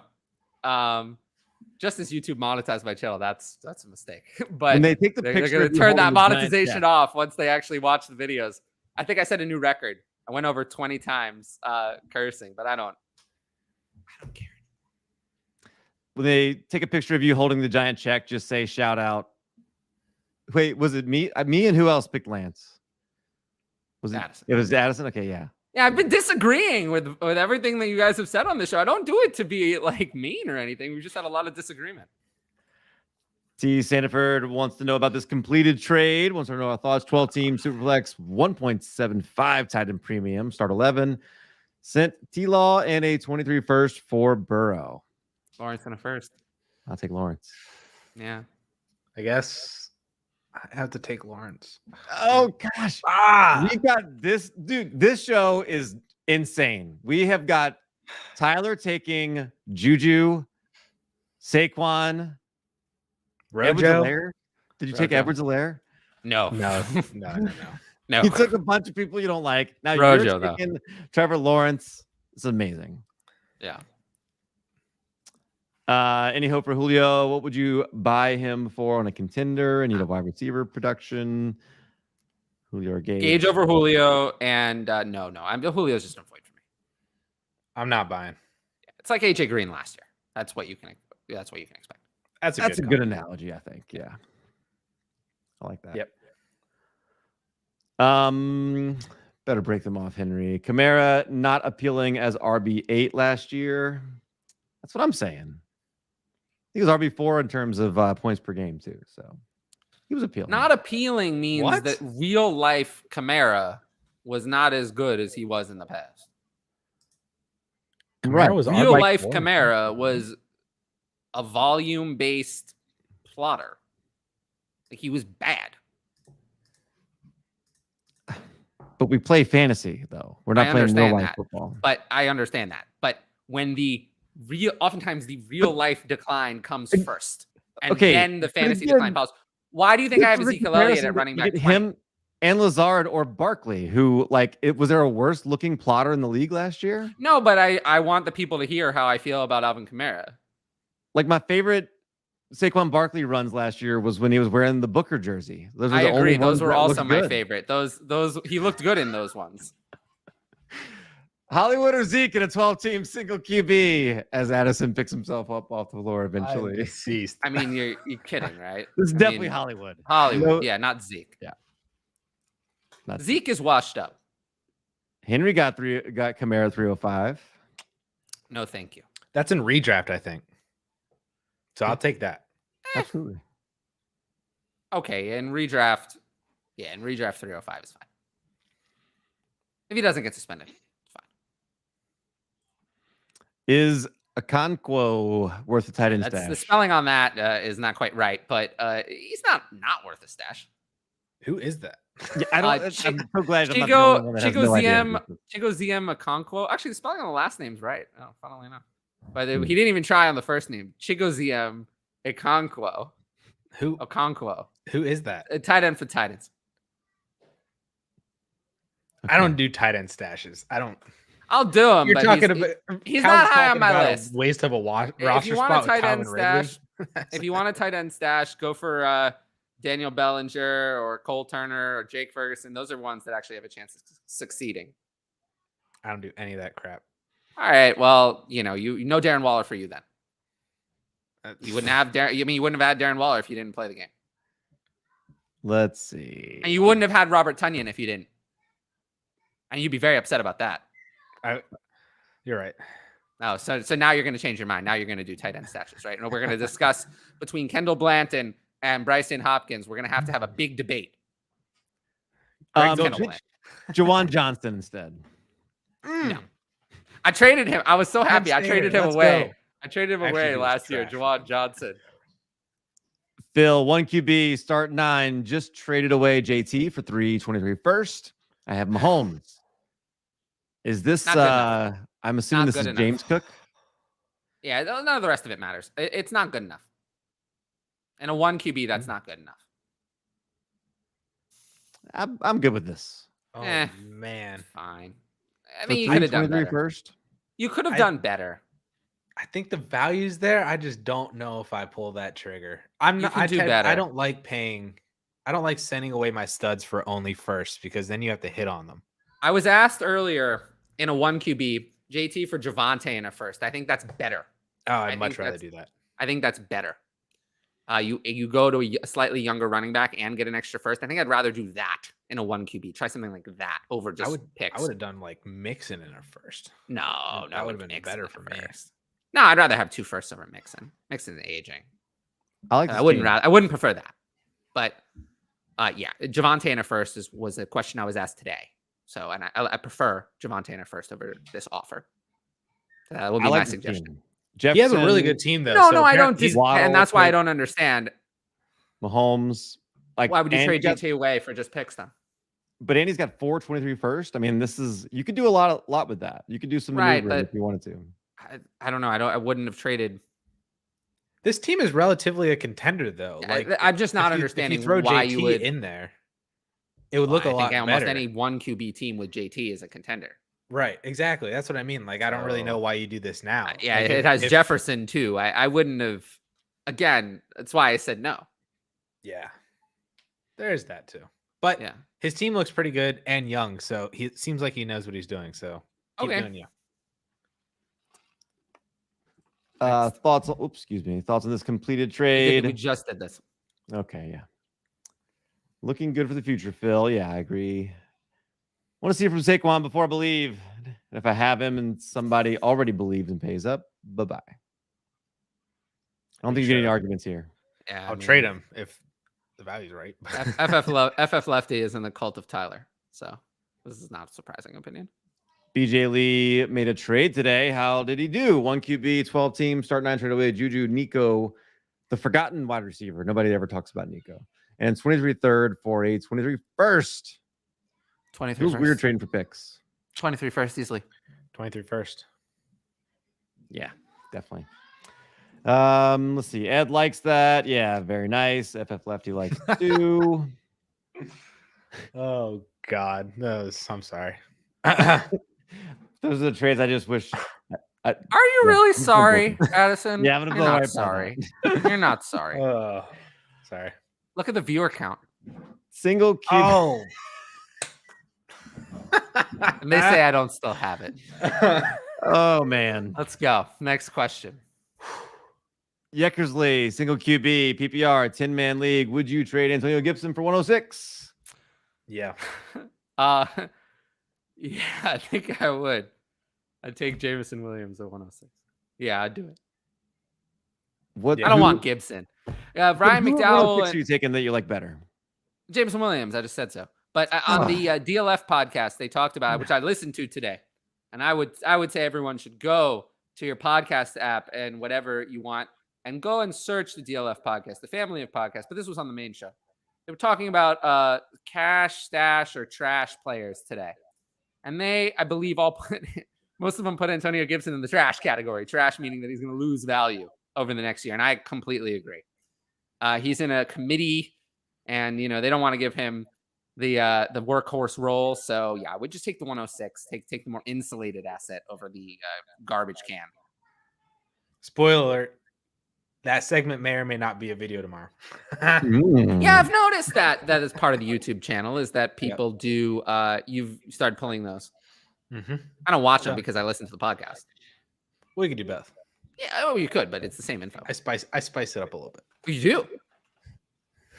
I guess I now have to listen or watch, I suppose. Nicholas says a dude in his league traded at 2 and 3 to move up and get Jamar and Jefferson. Jamar Jefferson? He means Chase.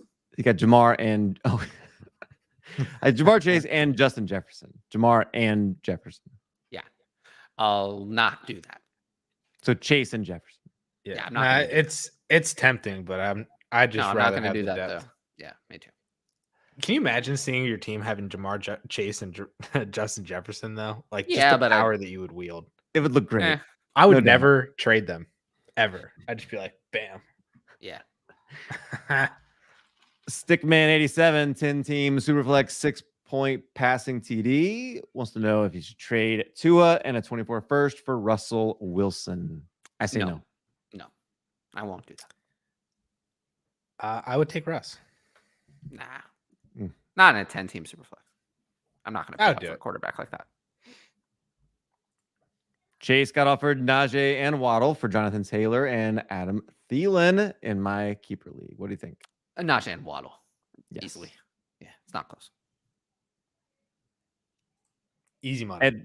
Edwin Shepard, 10-team Superflex, start 9, full PPR. Get Josh Allen, Swift, and Elijah Moore. Give Burrow, AJ Brown, Rashad White, Mac Jones, and a 23 first. That's a lot. Still have 6 23 first. Wow. And 6 seconds. Edwin. Nice job. Yeah, I'll take that, the Burrow side. There's just so much here. I think give me Josh Allen. You got to get on that speedy program. I think give me Josh Allen. I get DeAndre Swift. I get Elijah Moore. Burrow side. I still can't comprehend what this trade is. It's just so much. That's okay. We'll move on to the next one. Wesley McLovin, Saquon in a late 23 second, plus Julio Jones or Garrett Wilson in an early mid 23 first. Oh, come on. Garrett Wilson, that's right. Yeah. This is like, I feel like the picks are in the wrong spots. And the picks are in the wrong it spot. still wouldn't be. Yep. Yeah. Next. Okay, 10-team Superflex, start 9, half PPR, full tight end premium, 6-point passing TD. We just did this. Yeah. Okay. Ask the questions once. Or is there someone better to target at that price? So Tua and a 24 first. No. Could you get Trey Lance? No. Because I'd do that. I'd do that, but you can't. You can't. Hey. Why did you block him? He's my best friend. Oh, it was fun. I mean, Lance has a lower ADP than Russell Wilson. You might could do it. That's ridiculous. That's only because people thought that Jimmy Garoppolo was going to start this year. They were delusional. Yes, they were. Gavin Ferguson, 12 teams, Superflex, half PPR, start 10. Would you trade your only 23 first for Deontay Johnson? Nope. No. Not in a half PPR. Not ever. Gavin Ferguson, big fan of the content and your nails, Tyler. Thank you. Dynasty Outhouse and I got them done together.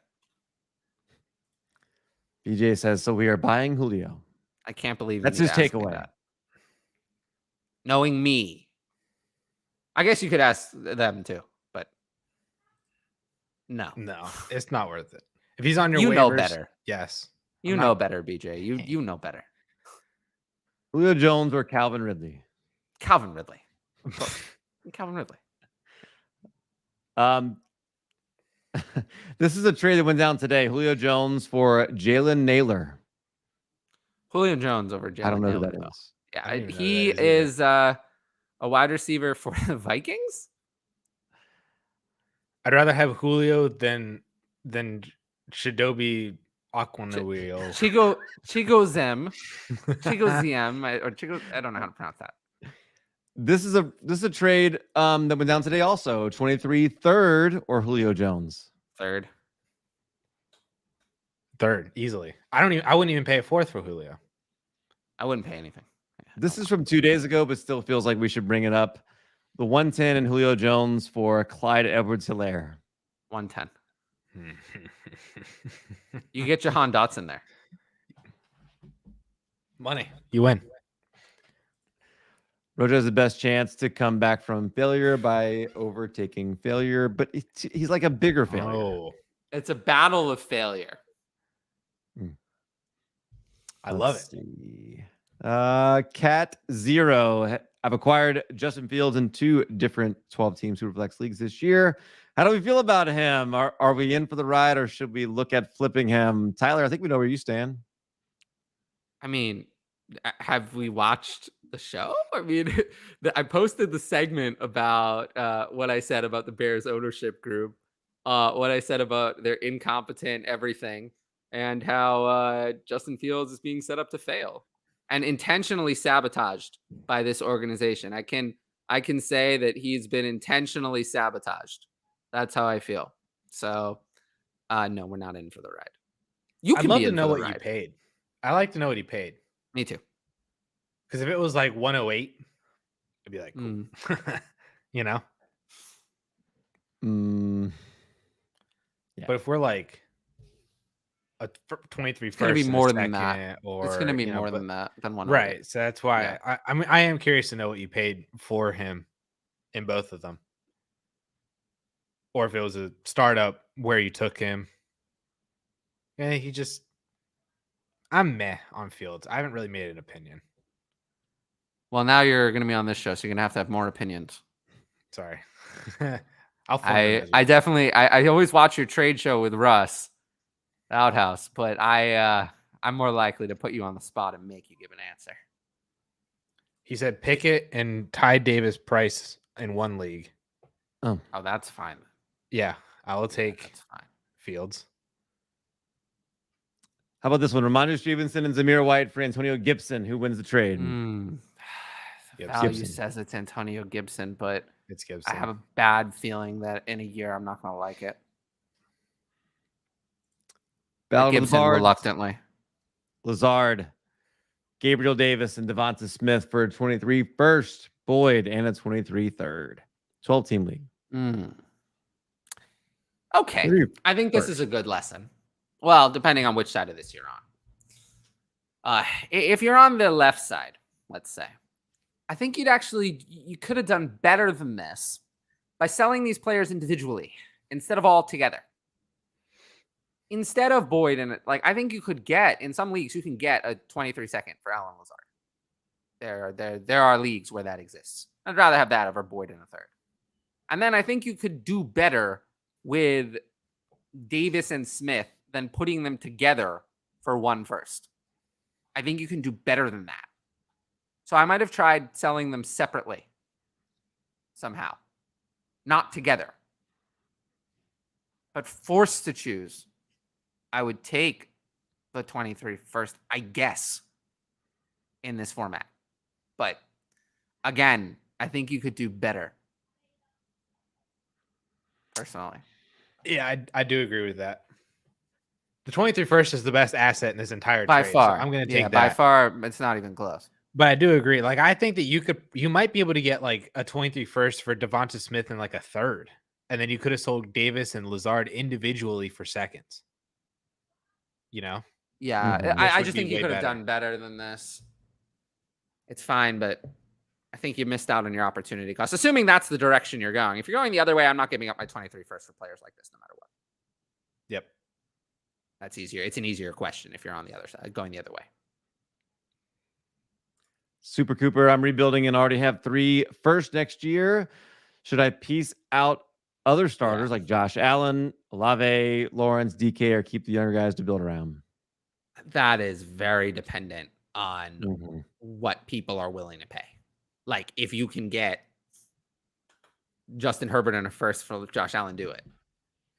If you can get, Trey Lance, a first, and Elijah Moore for Josh Allen, do it. But you can't get that in every league. Right. Allen would be the one I'd be most willing to move just because I feel like the value that people would be willing to pay for him is going to be really high, and that's going to be more beneficial for you down the road in a rebuild. Yeah. Lawrence and DK are more holds to me. Olave kind of the same. But Allen is the one of these that I would at least try. Yep.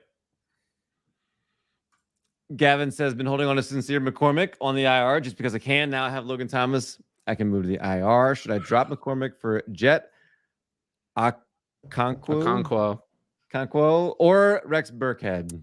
Jet. Yeah.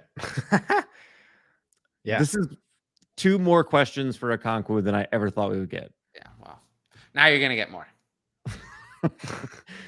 Let's see. Find someone who loves you as much as Tyler hates CEH. That's a great motto in life. I think, yeah. N'Keal Harry was a clear bust, and AJ Brown and DK Metcalf were the clear 1 and 2 wide receivers in 2019. Revisionist history is why. That's if you ask people on Twitter, that's what they say. That's what they say. Yeckersley's talking about the injuries for A-Rob. No. I thought, let's see. I don't know.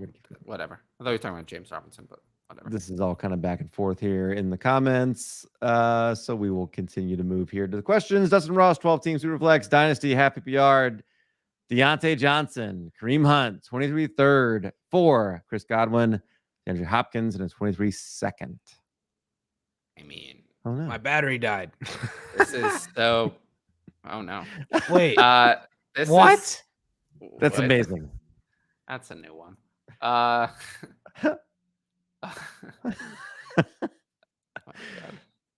that's all how right. much Addison hates this trade. I'll take the Godwin side, I guess.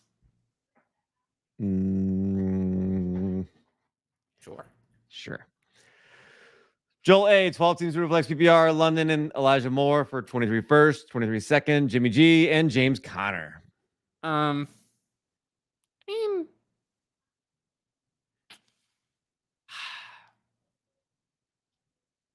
mean, I hate to give away a 23 first, but so do I. I think London and Elijah Moore that's the side I would want here. Yeah, so I think this is one of those where like this is not how I'm going to use my 23 first, so I probably would like to do a little bit better.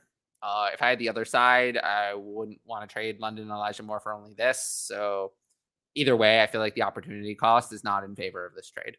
So probably not making it no matter where we're starting. Addison, the viewers are going down without you.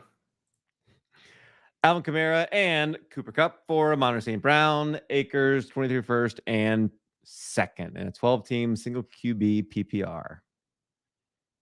Okay. I mean, again, I'm certainly never trading the right for the left. I just don't do that. If I had the left, would I trade it for the right? Probably. Yeah, this isn't the deal that I would do. Yeah. Keep looking, Wesley. This just, to me, that's not it's not a good enough return. Joel A has 23 first to work with back from that question here where he gets London and Elijah Moore. I think that's good. You did good with it, yeah. Joel.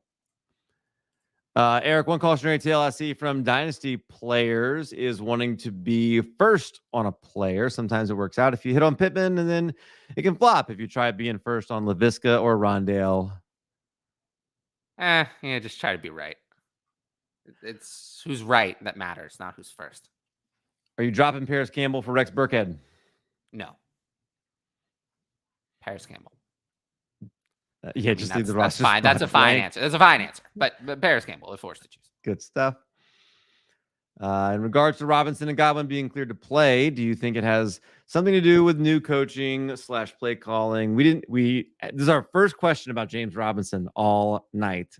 No, it has nothing to do with that. It just has to do with that they're healthy. It is what it is, and they should be ready to play week 1. What do you think about Robinson's impact on ETN or anybody else in the ready to play Okay. week 1 and effective are not the same thing. I'm more confident that Chris Godwin is going to be effective. Okay. Wide receivers coming off ACL tears have a pretty good track record.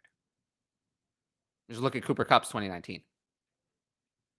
Yeah, some do. Cortland Sutton is the other end, I guess, of that. It's funny, actually. Cortland Sutton, once he got going, was actually pretty good, and then Jerry Jeudy came back in and just dumped him. It's more of a warning that Cortland Sutton might not be that good. Because actually, Cortland Sutton's good games were the ones right off the ACL. 1 QB, half PPR, Waddle and James Robinson, or Saquon, 23 third, 24 third. Waddle side. Waddle easily. Yeah, easily. It's not close. If you put James Robinson on the other side, it would still be the Waddle side. Any chance we get a throwback summer 2021 4-hour stream this summer? Honestly, not with the way I've been feeling. Maybe. We'll see. Not tonight. It's a miracle if we get 2 good hours out of me with just how exhausted I've been. So 4 hours.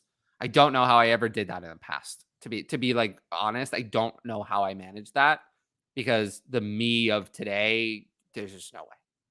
And Addison's camera is not cooperating. Oh, wait. Oh. It might be back. What side is the contender? Half PPR, Breece Hall and Keenan Allen, or Najee Harris? Breece Hall and Keenan Allen. Contender or not.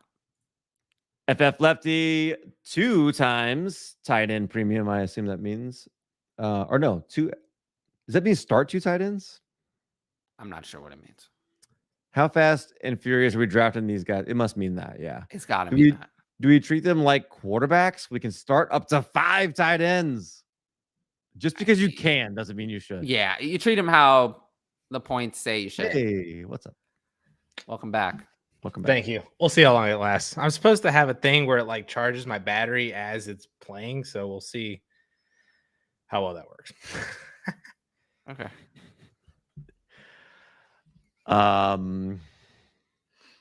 Yeah. David Shank, 12 team Superflex PPR, tight end premium, 2 PPR, David Njoku, or a 23 mid to late second. Pick. Second. Really Truther in the house. What's up, Really Truther?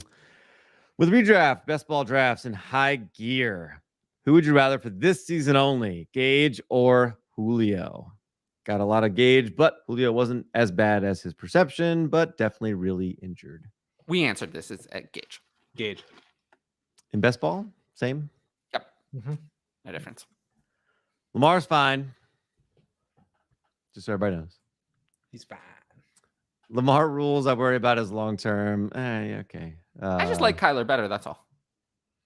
I actually saw a thing. I think it was Josh Hermsmeyer who tweeted it out that there has been studies done.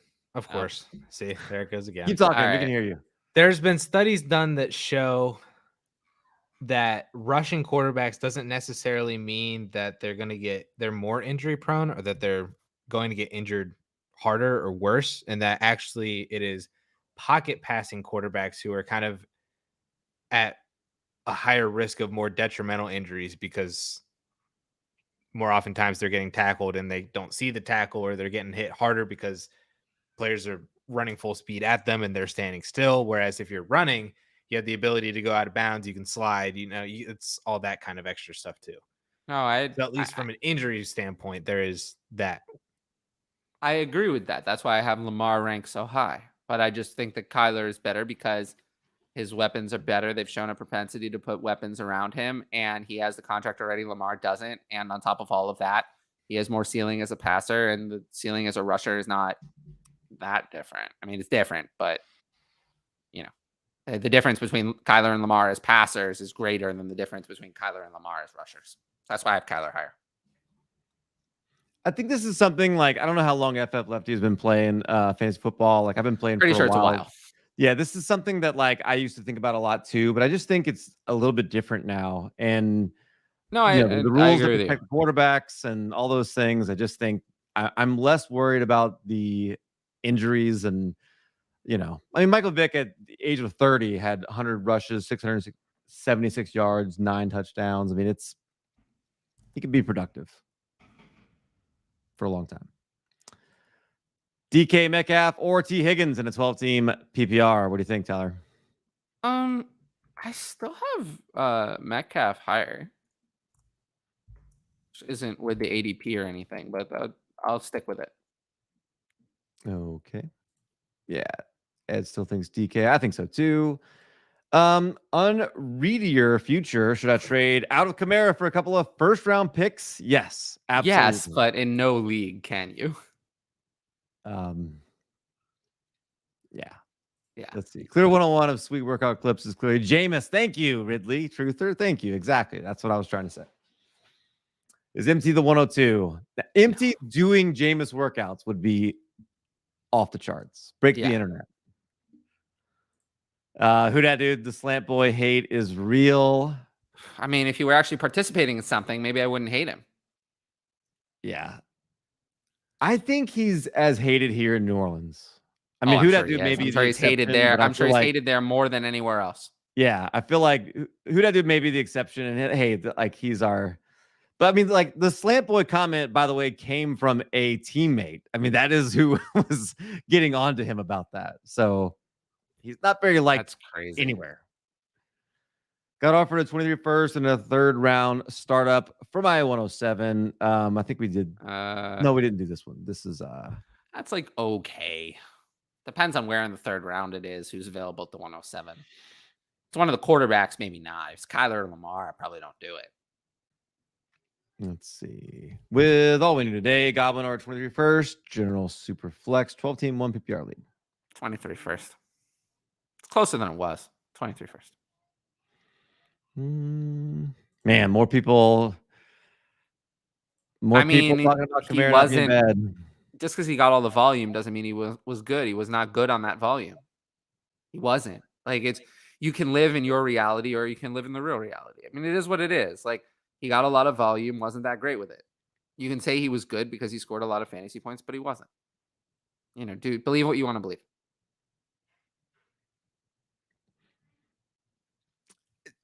The increase in volume was probably a bad thing for him. Oh, it was a horrible thing. It was a horrible thing. It was terrible. There's a reason why he's like scored 4 touchdowns on 240 carries this year and 16 rushing touchdowns on 187 carries the previous. He's one of the most increase in rushing volume was horrible for him. Absolutely awful. Fantasy running backs. He was misused. Yeah. I mean, he went from one of the most efficient fantasy running backs, like you said, to someone who was extremely inefficient. Extremely. That feels like 4 rushing touchdowns on 240 carries is abysmal. It's abysmal, and there's no other way to slice it. That is terrible. It's terrible. He was very good for fantasy, which is what we're talking about. I understand, but recognize that 3.7 yards a carry and 4 rushing touchdowns on 240 carries is terrible. And there's no way to get around that. Period. Are we stashing Jelani Woods? Yes. Yes, absolutely. Addison? Yeah, sure. Yeah, why not? I had to bust out the backup camera. Ooh. I like it. Let's see. Yeah, athletic tight ends. There we go. Top 10. Okay, here we go. Let's see. Yeah, we got to go. Why does everyone hate Antonio Gibson? Because he's overrated.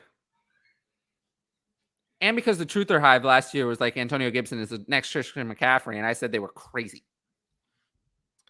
Because he had a running back league high 6 fumbles last year. And one of the first things that Rivera talked about when they drafted Brian Robinson was that he does things that Antonio Gibson doesn't, and he holds on to the ball. Yeah, I don't think they trust Gibson. Brian Robinson does things better than Antonio Gibson does on the ground. McKissick does things better than Gibson does through the air. Where does that leave Gibson? Also, Gibson is a true 3-headed monster that I think we're not. Gibson failed to progress as a receiver at all from year 1 to year 2. The same 2.6 receptions a game, 17.6 to 18.4 yards per game, same number of yards per target. I mean, he didn't progress as a receiver at all. At all. Jason, 12 teams, Superflex PPR, Tyreek or Evans? Tyreek. People actually don't realize that who's likely to age better. It's not what you'd think. Who's likely to age better? The speedster or the contested catch player? It's not who you think. It's the speedster. The speedster is more likely to age better. Players like Mike Evans, it's 31 and done for every single one. Every single one. They don't last. They don't last. It's, Andre Johnson, 31 and finished. Vincent Jackson, same kind of thing, 31 and done. Players, Des Bryant, even younger, 28, 29, finished. Contested catch players like Mike Evans do not play into their 30s well. They don't. They're all 31, 32, done, finished. The players who actually age better are your Keenan Allen slot receiver types, or your, Larry Fitzgerald, or, obviously Hall of Famers. Mike Evans Hall of Famer, but like Jerry Rice type players, or, your speedsters. You're the Deshaun Jackson, like still actually relevant later in his career. Actually, your speedsters age better. Contested catch players, name one who really lasted. You can't, because they don't exist. They all have the Des Bryant, Mike Evans, just one day. It doesn't take much. Julio Jones, 31, finished. So, yeah, Tyreek Hill for me. This feels like there's a story behind this, Addison. Would you trade We can Jonathan move on. Taylor and Justin Jefferson for Mike Evans and Josh Jacobs? Asking for a friend. No, Did you do this? No, we can move on. No, we can't move on. Did you do this? No way. Addison is guilty. I can tell. He has a guilty face. It was like week 8 in 2020. Ah. Taylor wasn't producing. Wasn't he? This is the worst move I've ever made in my life. The shame coming out of the microphone right now from Addison. The shame. I can flip one back on. So Matt's my best friend. He's the commissioner of our home Dynasty and Redraft League. And but I can flip one back on him because the worst trade I never made, well, I guess that he never made was in like 2017, 2018. I offered him 2 first-round picks for Terrell Pryor, and he turned it down. So flip you right back at you. Yeah. Okay. Let's see. Akers or Dobbins in a 0.25 points per carry in full PPR 10-man Dyna League. Akers. Easily. It's not close. It's always been Akers for me the whole time. Now, Dobbins is not ready. He's not ready. Akers is fully healthy. Oh, he's fully healthy. Akers participating fully. Yeah, I just don't know at the end of the day if it's really going to matter. Oh, it's going to matter. I think it's going to matter. I think one of these two players is going to be usable and the other one is going to be useless. So, to me, it very much matters. I'd probably take Akers.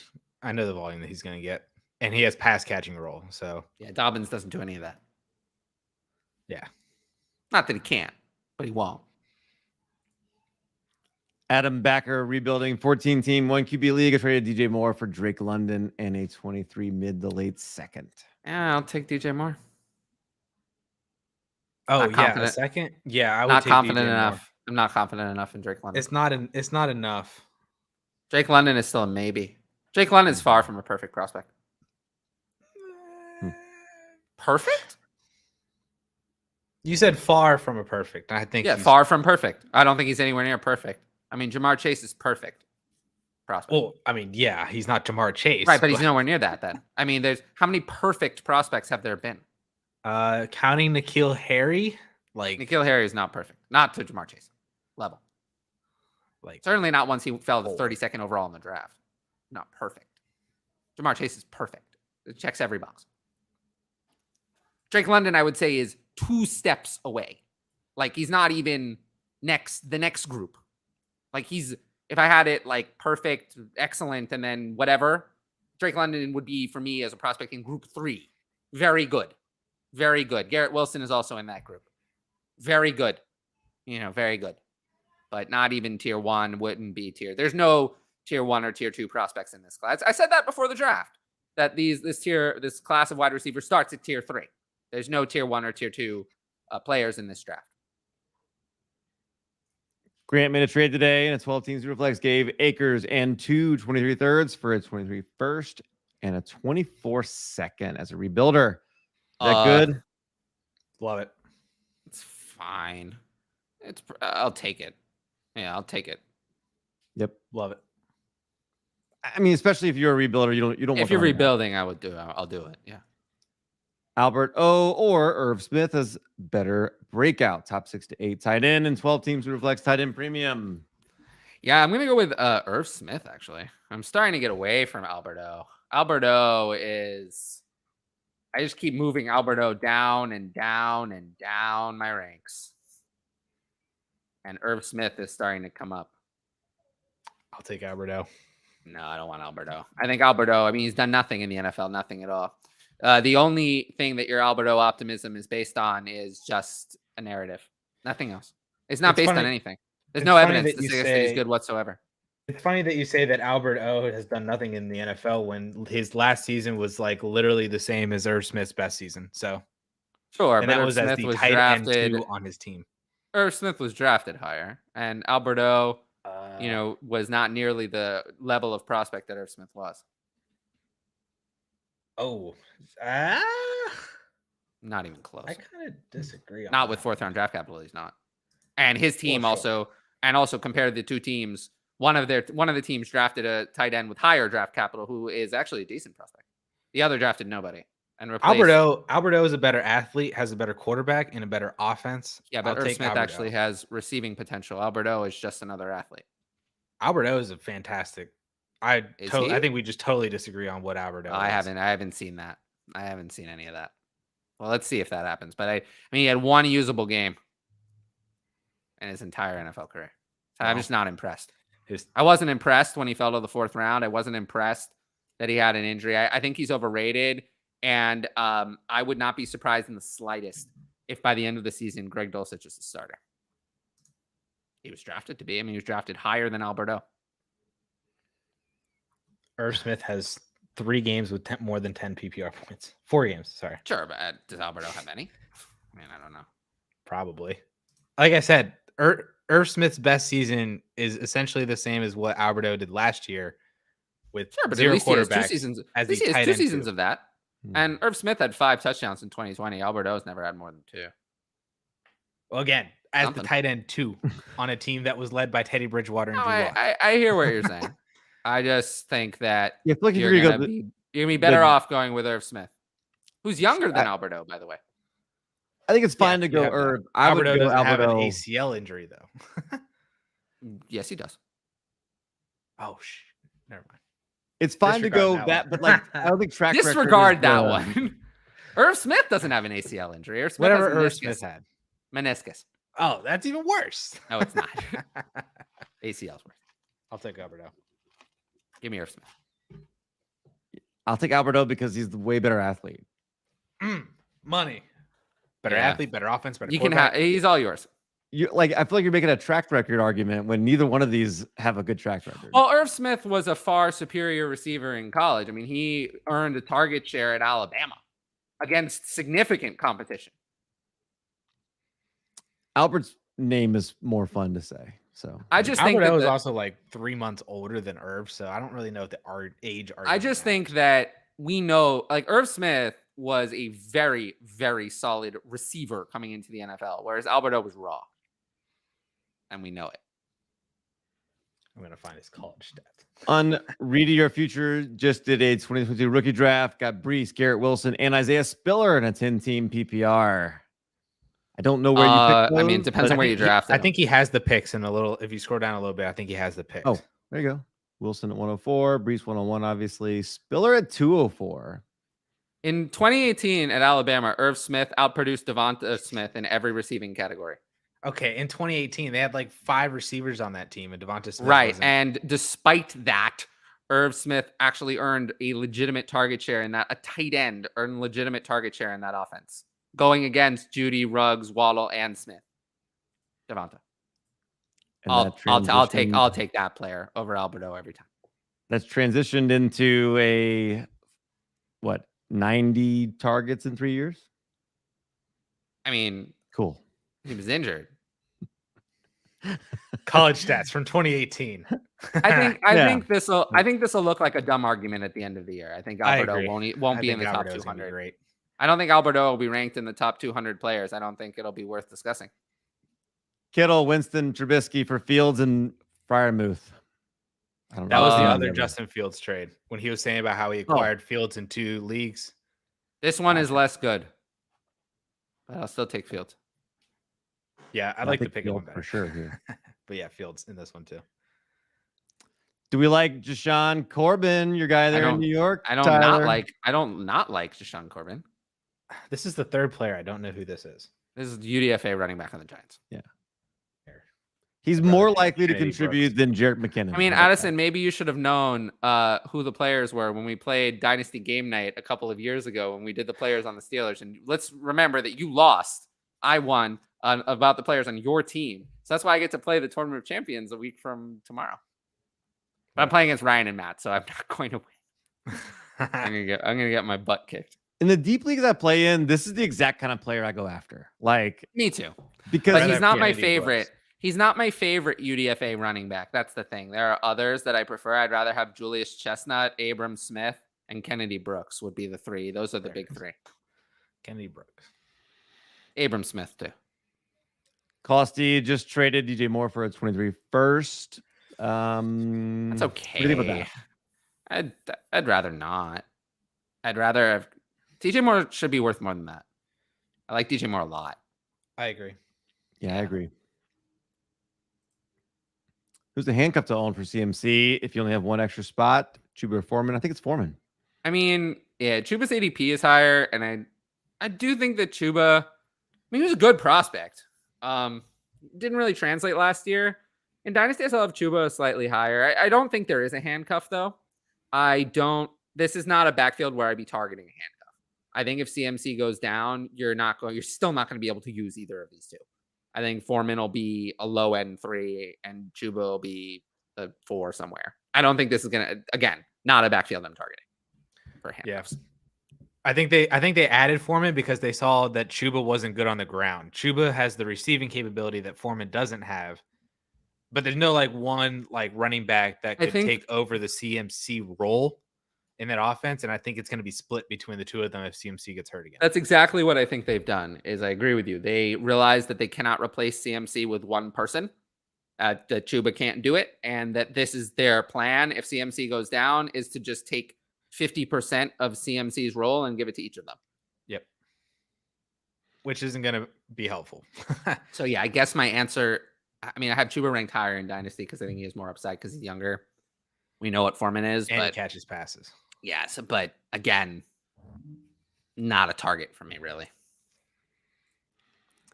Flowosaurus wants to know, says feels like a Twin Peaks episode, wants to know, I'm sorry. I want to know what this means. Like, I don't know what this means. Like this show is a Twin Peaks episode? Is this a conversation going on?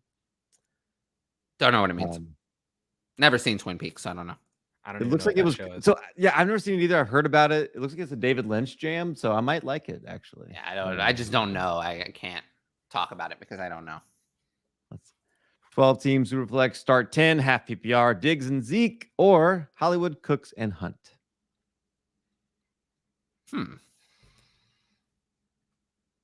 I'll take. Guess it's close. I'll take Diggs and Zeke. I don't want to though. But yeah, sure. I'll take Diggs and Zeke. he said the Flowosaurus comment down here that he just said. Addison's camera flashed crazy. Then I was taking fantasy advice from a trippy screen. Oh my god! There you go. I like it. Only one. Oh, here we go. This is like the Kamara episode. Only one Kamara share. Entire 40 league portfolio. Just got him in the Dynasty Hot Sauce Listener League at the 802. Wow. 14 team 1 QB. He was available at the 802. That can't be right. I mean, I would take him there. Oh, it's Superflex, but still. That's a little insane. I would take him there. Right. Franz, should I ship Claypool and a 23 second for Keenan Allen and Brady? I mean, yeah, I'm with it. I'd rather not.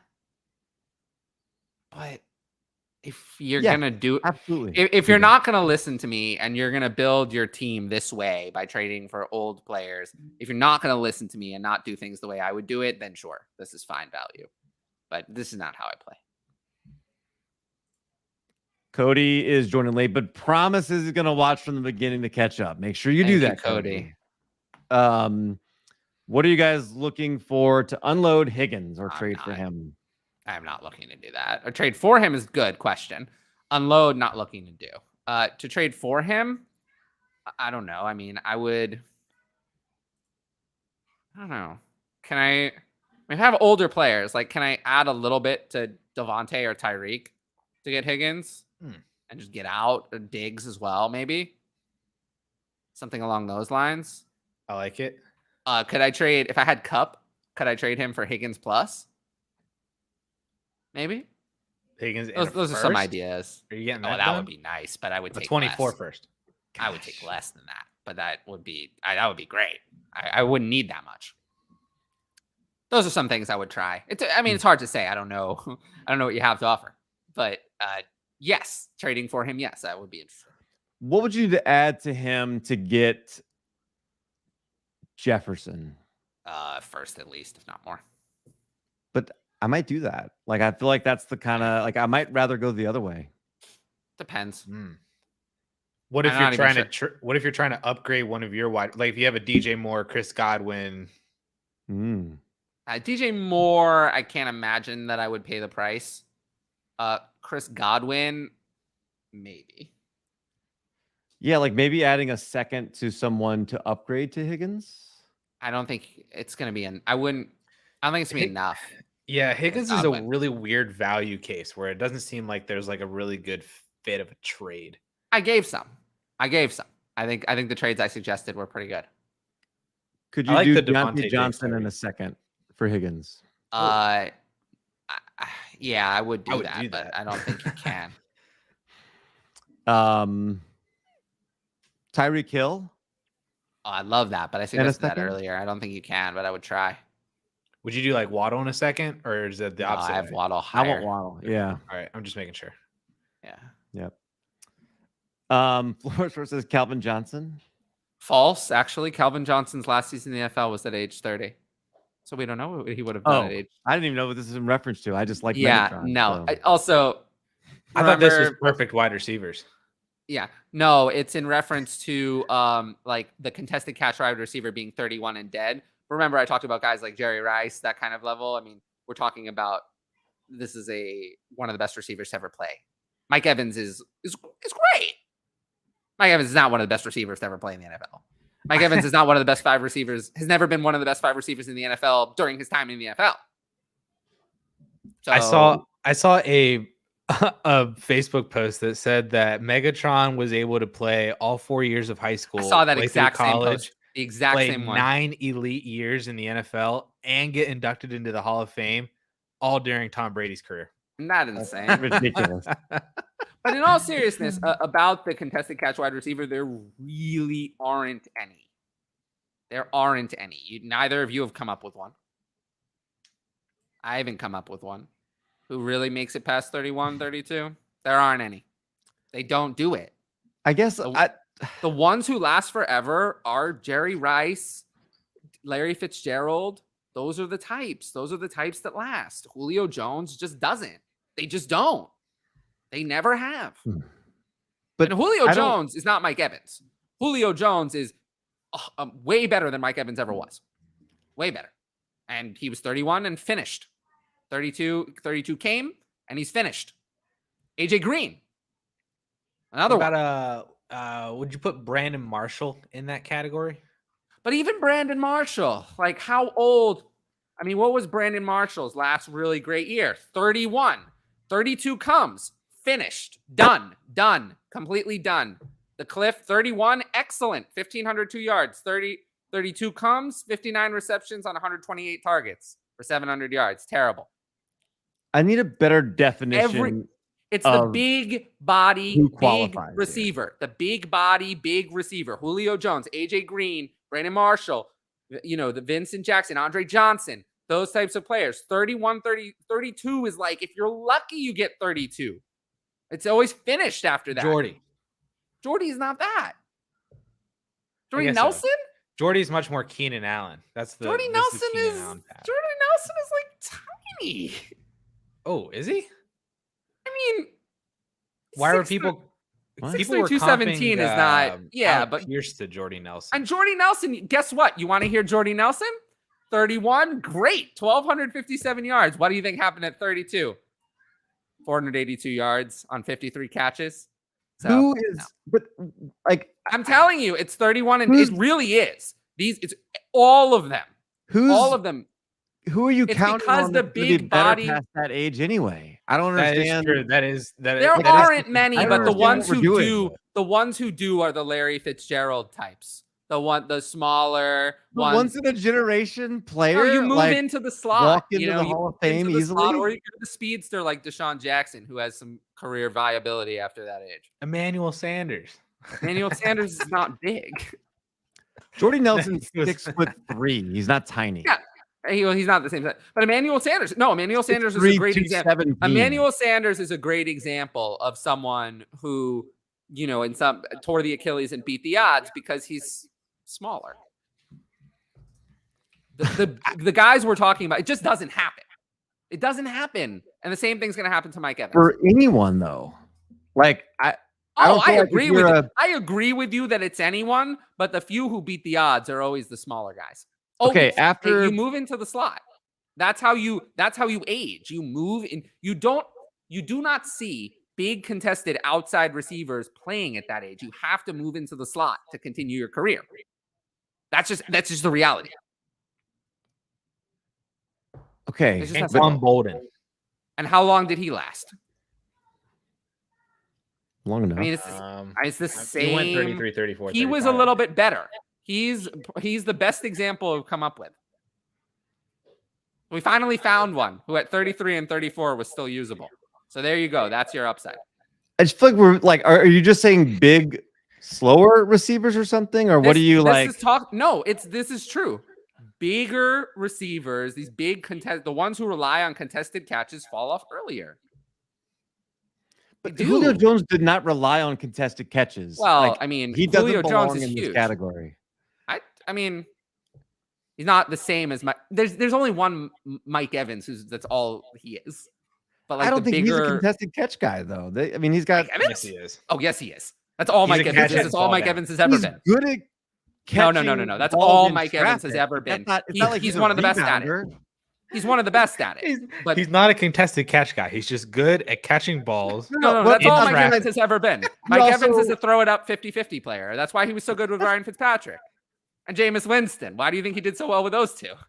No, Mike Evans is a 50-50 ball. For more reasons than he just posted up and got rebounds. Like that's just. I feel like that's what we're. I don't think so. I think that's most of what Mike Evans is. I really do.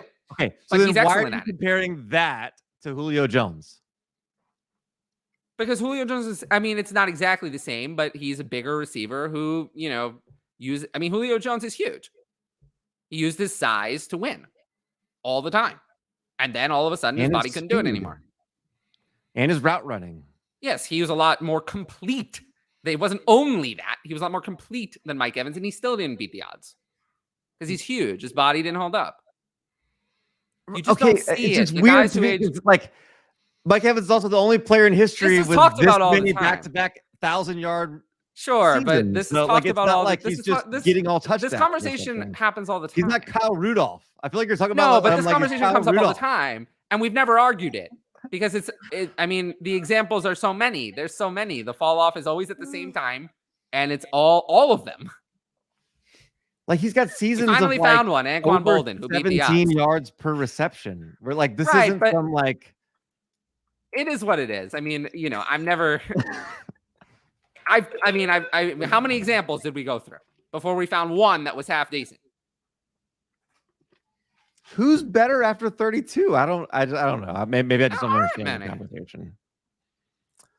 Yeah, Addison, don't feel bad about your trade. Ray G admitted to trading Justin Jefferson for James Conner early 2020. Yes. I traded Juju Smith-Schuster for Terrell Pryor back before his big breakout. Yeah. Oof. How do we feel about Allen Robinson? Not good. Tyler? Not good. Oh, can you explain? Because I'm seeing top 20 wide receiver hype for A-Rob. Why do I mean, he looked so cooked last year. I mean, he Was that because of the Bears though? it's very Just didn't simple. want to play. It's very simple. Darnell Mooney was just fine last year. It's very simple. He wasn't hurt. You want Allen Robinson, you just have to believe he didn't try. That's it. That's what you're saying. Just accept that that's what you're saying. Oh no, that is what The I'm two saying. options are I Allen noticed. Robinson did not try or he's washed. Those are the two choices. If you draft him at the price this year, you're accepting he didn't try last year. So just know that that's what you're accepting. Yeah, I think he's washed. So I'm good. I'll pass on Allen Robinson. I think he'll be all right. But I found myself. I also think he'll be non-Allen Robinson sides. I think a washed Allen Robinson in the Rams offense can be all right. Yeah. Let me see. I Okay, have wait, hang on. at He's 32 6'2", He's 220. younger than Okay. Cooper Kupp. He's 6'2", That's 220, true. so I think he's done. think that's Well, how I we're- mean, he was terrible last year, so I'll judge that more. He's the same age as Mike Evans. Dobbins and Cooper, or Kupp and Connor. Cup. Cup. Yeah, there we go. Corbin or Jet. Jet. I love it when it's quick and we agree. Well, Cal doesn't understand Jet McKinnon, so it's not Yeah, quick. it's for true. him. He doesn't understand. That's true. Corbin. Cal, I don't even know who Corbin is. I know who he is, but I'd still rather have Jet because he's on the Chiefs. Just in case. I would guess if Corbin was made active for 13 games, he'd have more than 12 carries. I would think. Probably I'll bet not. against him being active for 12 games. I traded Cortland Sutton for Elijah Moore. Thoughts? Oh, A+. fantastic. Oh my A god. plus. Absolutely, 100%. Ayuk at 23, mid-second for Godwin, rebuilding team. Godwin. Love this. Take Godwin. Absolutely. Godwin. Thielen's gonna play till he's 34. Larry Fitzgerald was 6'3". Yes, and reinvented himself at the end of his career, which Mike Evans will not be able to do. Terrell Owens. Yes, T.O. is one of the best receivers ever. T.O., Jerry Rice, Randy Moss, Antonio Brown. But, it's funny. Antonio Brown is, was able to do a lot more than Antonio Brown. Let's say something about Antonio Brown while we're here, because we talk about Antonio Brown, the person, a lot. But Antonio Brown, the fantasy receiver, is one of the best fantasy players ever. I mean, there's He's no one of the best wide receivers ever. Oh, absolutely. But for his fantasy stretch, he had a lot of his points in a bunch of straight years, and then the peak wasn't as long as some other players like Randy Moss or T.O. or Jerry Rice. But, it was in that period where AB was AB. There was no one better over a 6-year period where he was the guy. I mean, how often does someone take the crown as best receiver for that long? Not very often. I love Calvin Johnson. Calvin Johnson's one of my favorite players of all time. Absolutely. One of my favorite players. Me too. And I'm so sad that he was on the Lions and retired early, because I really think if he finished his career, we'd be talking about, him and in the, not Jerry Rice, but in the conversation with Moss and Owens, or, whoever you have in that group behind Rice. Either way, Evans is going to dust when Brady retires. I don't think that's the point, though. Evans was fine with the trash quarterbacks. I think it's more that I think that this type of player declines. And also, if you wanted the numbers, the receptions are not that, the receptions and yards are nothing special. So he's relying on 13 and 14 touchdowns. And even with Brady, that's far from a guarantee to repeat itself. Betting on a touchdown outlier is usually a bad bet. Just because a coin flipped up heads 2 years in a row doesn't mean you should bet on it to flip up heads the third time. That's how I often describe it when we're talking about like Evans and Thielen specifically. They've gotten lucky on declining performance over the last couple of years. Why should I make the bet again just because they've done it before? They're not as good, but I should bet on them just because of regression. I think this is, I think Eric is right on this. I think people see how OBJ revived himself after being dust in Cleveland. So people presume Rob can do exactly what OBJ did during that stretch. I think that's right. I vehemently disagree, because OBJ, if you look at OBJ, if you actually watched OBJ when he was in Cleveland, he still looked good. Allen Robinson looked like doggy doo-doo. on the field in Chicago. Horrible. Only excuse is he didn't try. That's what you have to believe if you're in on Allen Robinson. Odell was open all the time. You saw the video from Odell's father. Odell was open. Odell was still getting open. He was still winning his routes. Where's Allen Robinson's father? Where's his dad? Come on, Allen Robinson looked like shit. Yes, I said it. That bad. Beep it. I don't care. I'm just kidding. Gavin Grant traded Deontay in the third for T. That's beautiful. Excellent move. T. Higgins for me. Julio and Megatron are the other. I mean, yeah, we're talking about top tier. Yeah, those two are not. Those are not quite in the same group for me. Megatron being better. AB's last good year was 30 years old. Well, that's because he went off the wall. No, AB was. You didn't watch then. Last year, AB last year was AB. I think if he had kept his head screwed on, was someone who could have played. AB would still be having 1,300-yard seasons. He still would. Now. AB last year was still so good. He's so freaking good, dude. He was so good, and he's like one of those. He doesn't win with his strength. You know, he's 5 foot 180, 5'10", 185. Listen. Can I tell you who maybe the best contested catch wide receiver I've ever seen was, who I love? It's Calvin Johnson. It's Steve Smith. Steve Smith. And he's 5'9". When was his last good season? Yeah, Steve Smith had great seasons forever. Yeah, but, you know, Steve he Smith played also 37. Was great at getting open. He was also great at going up and taking the ball away from me, too. Yeah. But, you know, he was... Yeah, I mean, like, Julio gets open, too. And look, it's not like Mike Evans doesn't get open. Like... Mike Evans doesn't really get... Like, he doesn't really get open. Mike Evans doesn't really get open. Mike Evans is one of the best contested catch receivers of this generation. Steve Smith's last best season, 35 years old. Bam. 1,000 yards. Yeah, but he's smaller. He's smaller. But that must not be a good year right there, though, because... So look, he's smaller though, so it's not surprising. It's not surprising that he did better, and he also, you know, you didn't just throw up the ball. I'm sorry, you didn't just throw up the ball and hope Steve Smith caught it. That wasn't the plan. Joe Flacco kind of did. That is absolutely what you did. Jake Delhomme absolutely did that in the triple coverage. That was in a long time ago. Yeah, that's at the 100%. End. It was less like that. Joe Flacco did it. Joe Flacco thought either Steve Smith was going to come down with it or it's going to be a pass interference. Those are the only two options. He's like my favorite wide receiver of all time. But that year, 13.5 yards per reception, like Evans has never had that low of a yards per reception. It's not like he's just going out there and posting up. This is why I just don't understand the conversation here. I mean, that's exactly what he's doing, but that's okay. He's going 18 yards down the field and turning around for a rebound. Go 18 yards, but he doesn't really separate. That's fine. That's what I've always said. Like, you shouldn't. I always say this is you shouldn't just dismiss a wide receiver because they don't separate if they can win at the catch point. The problem is you have receivers like Juju who can't separate and can't win. Then they suck. Okay. But if you can win, if you can be Mike Evans and win in the end zone, then you're still a great player. Sorry. Did I mention someone else? We were talking about Mike Evans, but some Juju Smith-Schuster worked his way into the conversation. Yeah, that was rude. Ooh, Todd Gurley for Justin Jefferson straight up. That's pretty good. That's good. You traded Gurley for Jefferson. That's good then.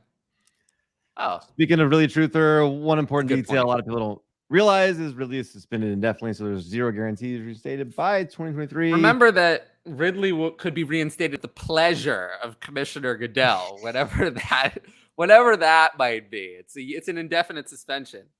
So when Goodell's pleasure. Last one, 12-team, a Superflex, PPR, Dak plus Higgins plus Hunt plus Stevenson or Tua plus Javonte plus Mike Williams plus a 23 first. I'll take the Tua side. The first. We did it. We got him to take Tua. This twice. Is he did it twice. Well, it's also the side with Javonte, to be fair, who I really like. And a 23. But you called it the Tua 23 first, which I really like. Well, Tua was the thing listed first. It's kind of close. But I'll take the Tua side. Yeah, definitely the Tua side for me. Yeah. We appreciate everybody tuning in. You guys did awesome as always, providing a ton of things. And look, hey, if people like the debating thing here, I'm not going to make up debates, but like, if you want to bring up vague questions with weird, like undefined roles of wide receivers, I'll debate it every day. We'll do it at the end. We'll do it if the show goes long, And it has Mike Evans. Huh. End it for us, fellas. Of course. Of course it does. Oh, this is actually try to get the Javonte side to add in Aquabo. Yeah, I'll take the Javonte side. Good. Yeah. All right. You guys are great. Tyler, great job. Any last words? That. Yes. We need more than 39. Addison, go charge your camera. Yeah. Yeah, that'll be fixed for next week. I hope so. Yeah. You guys are great. We'll see you next week.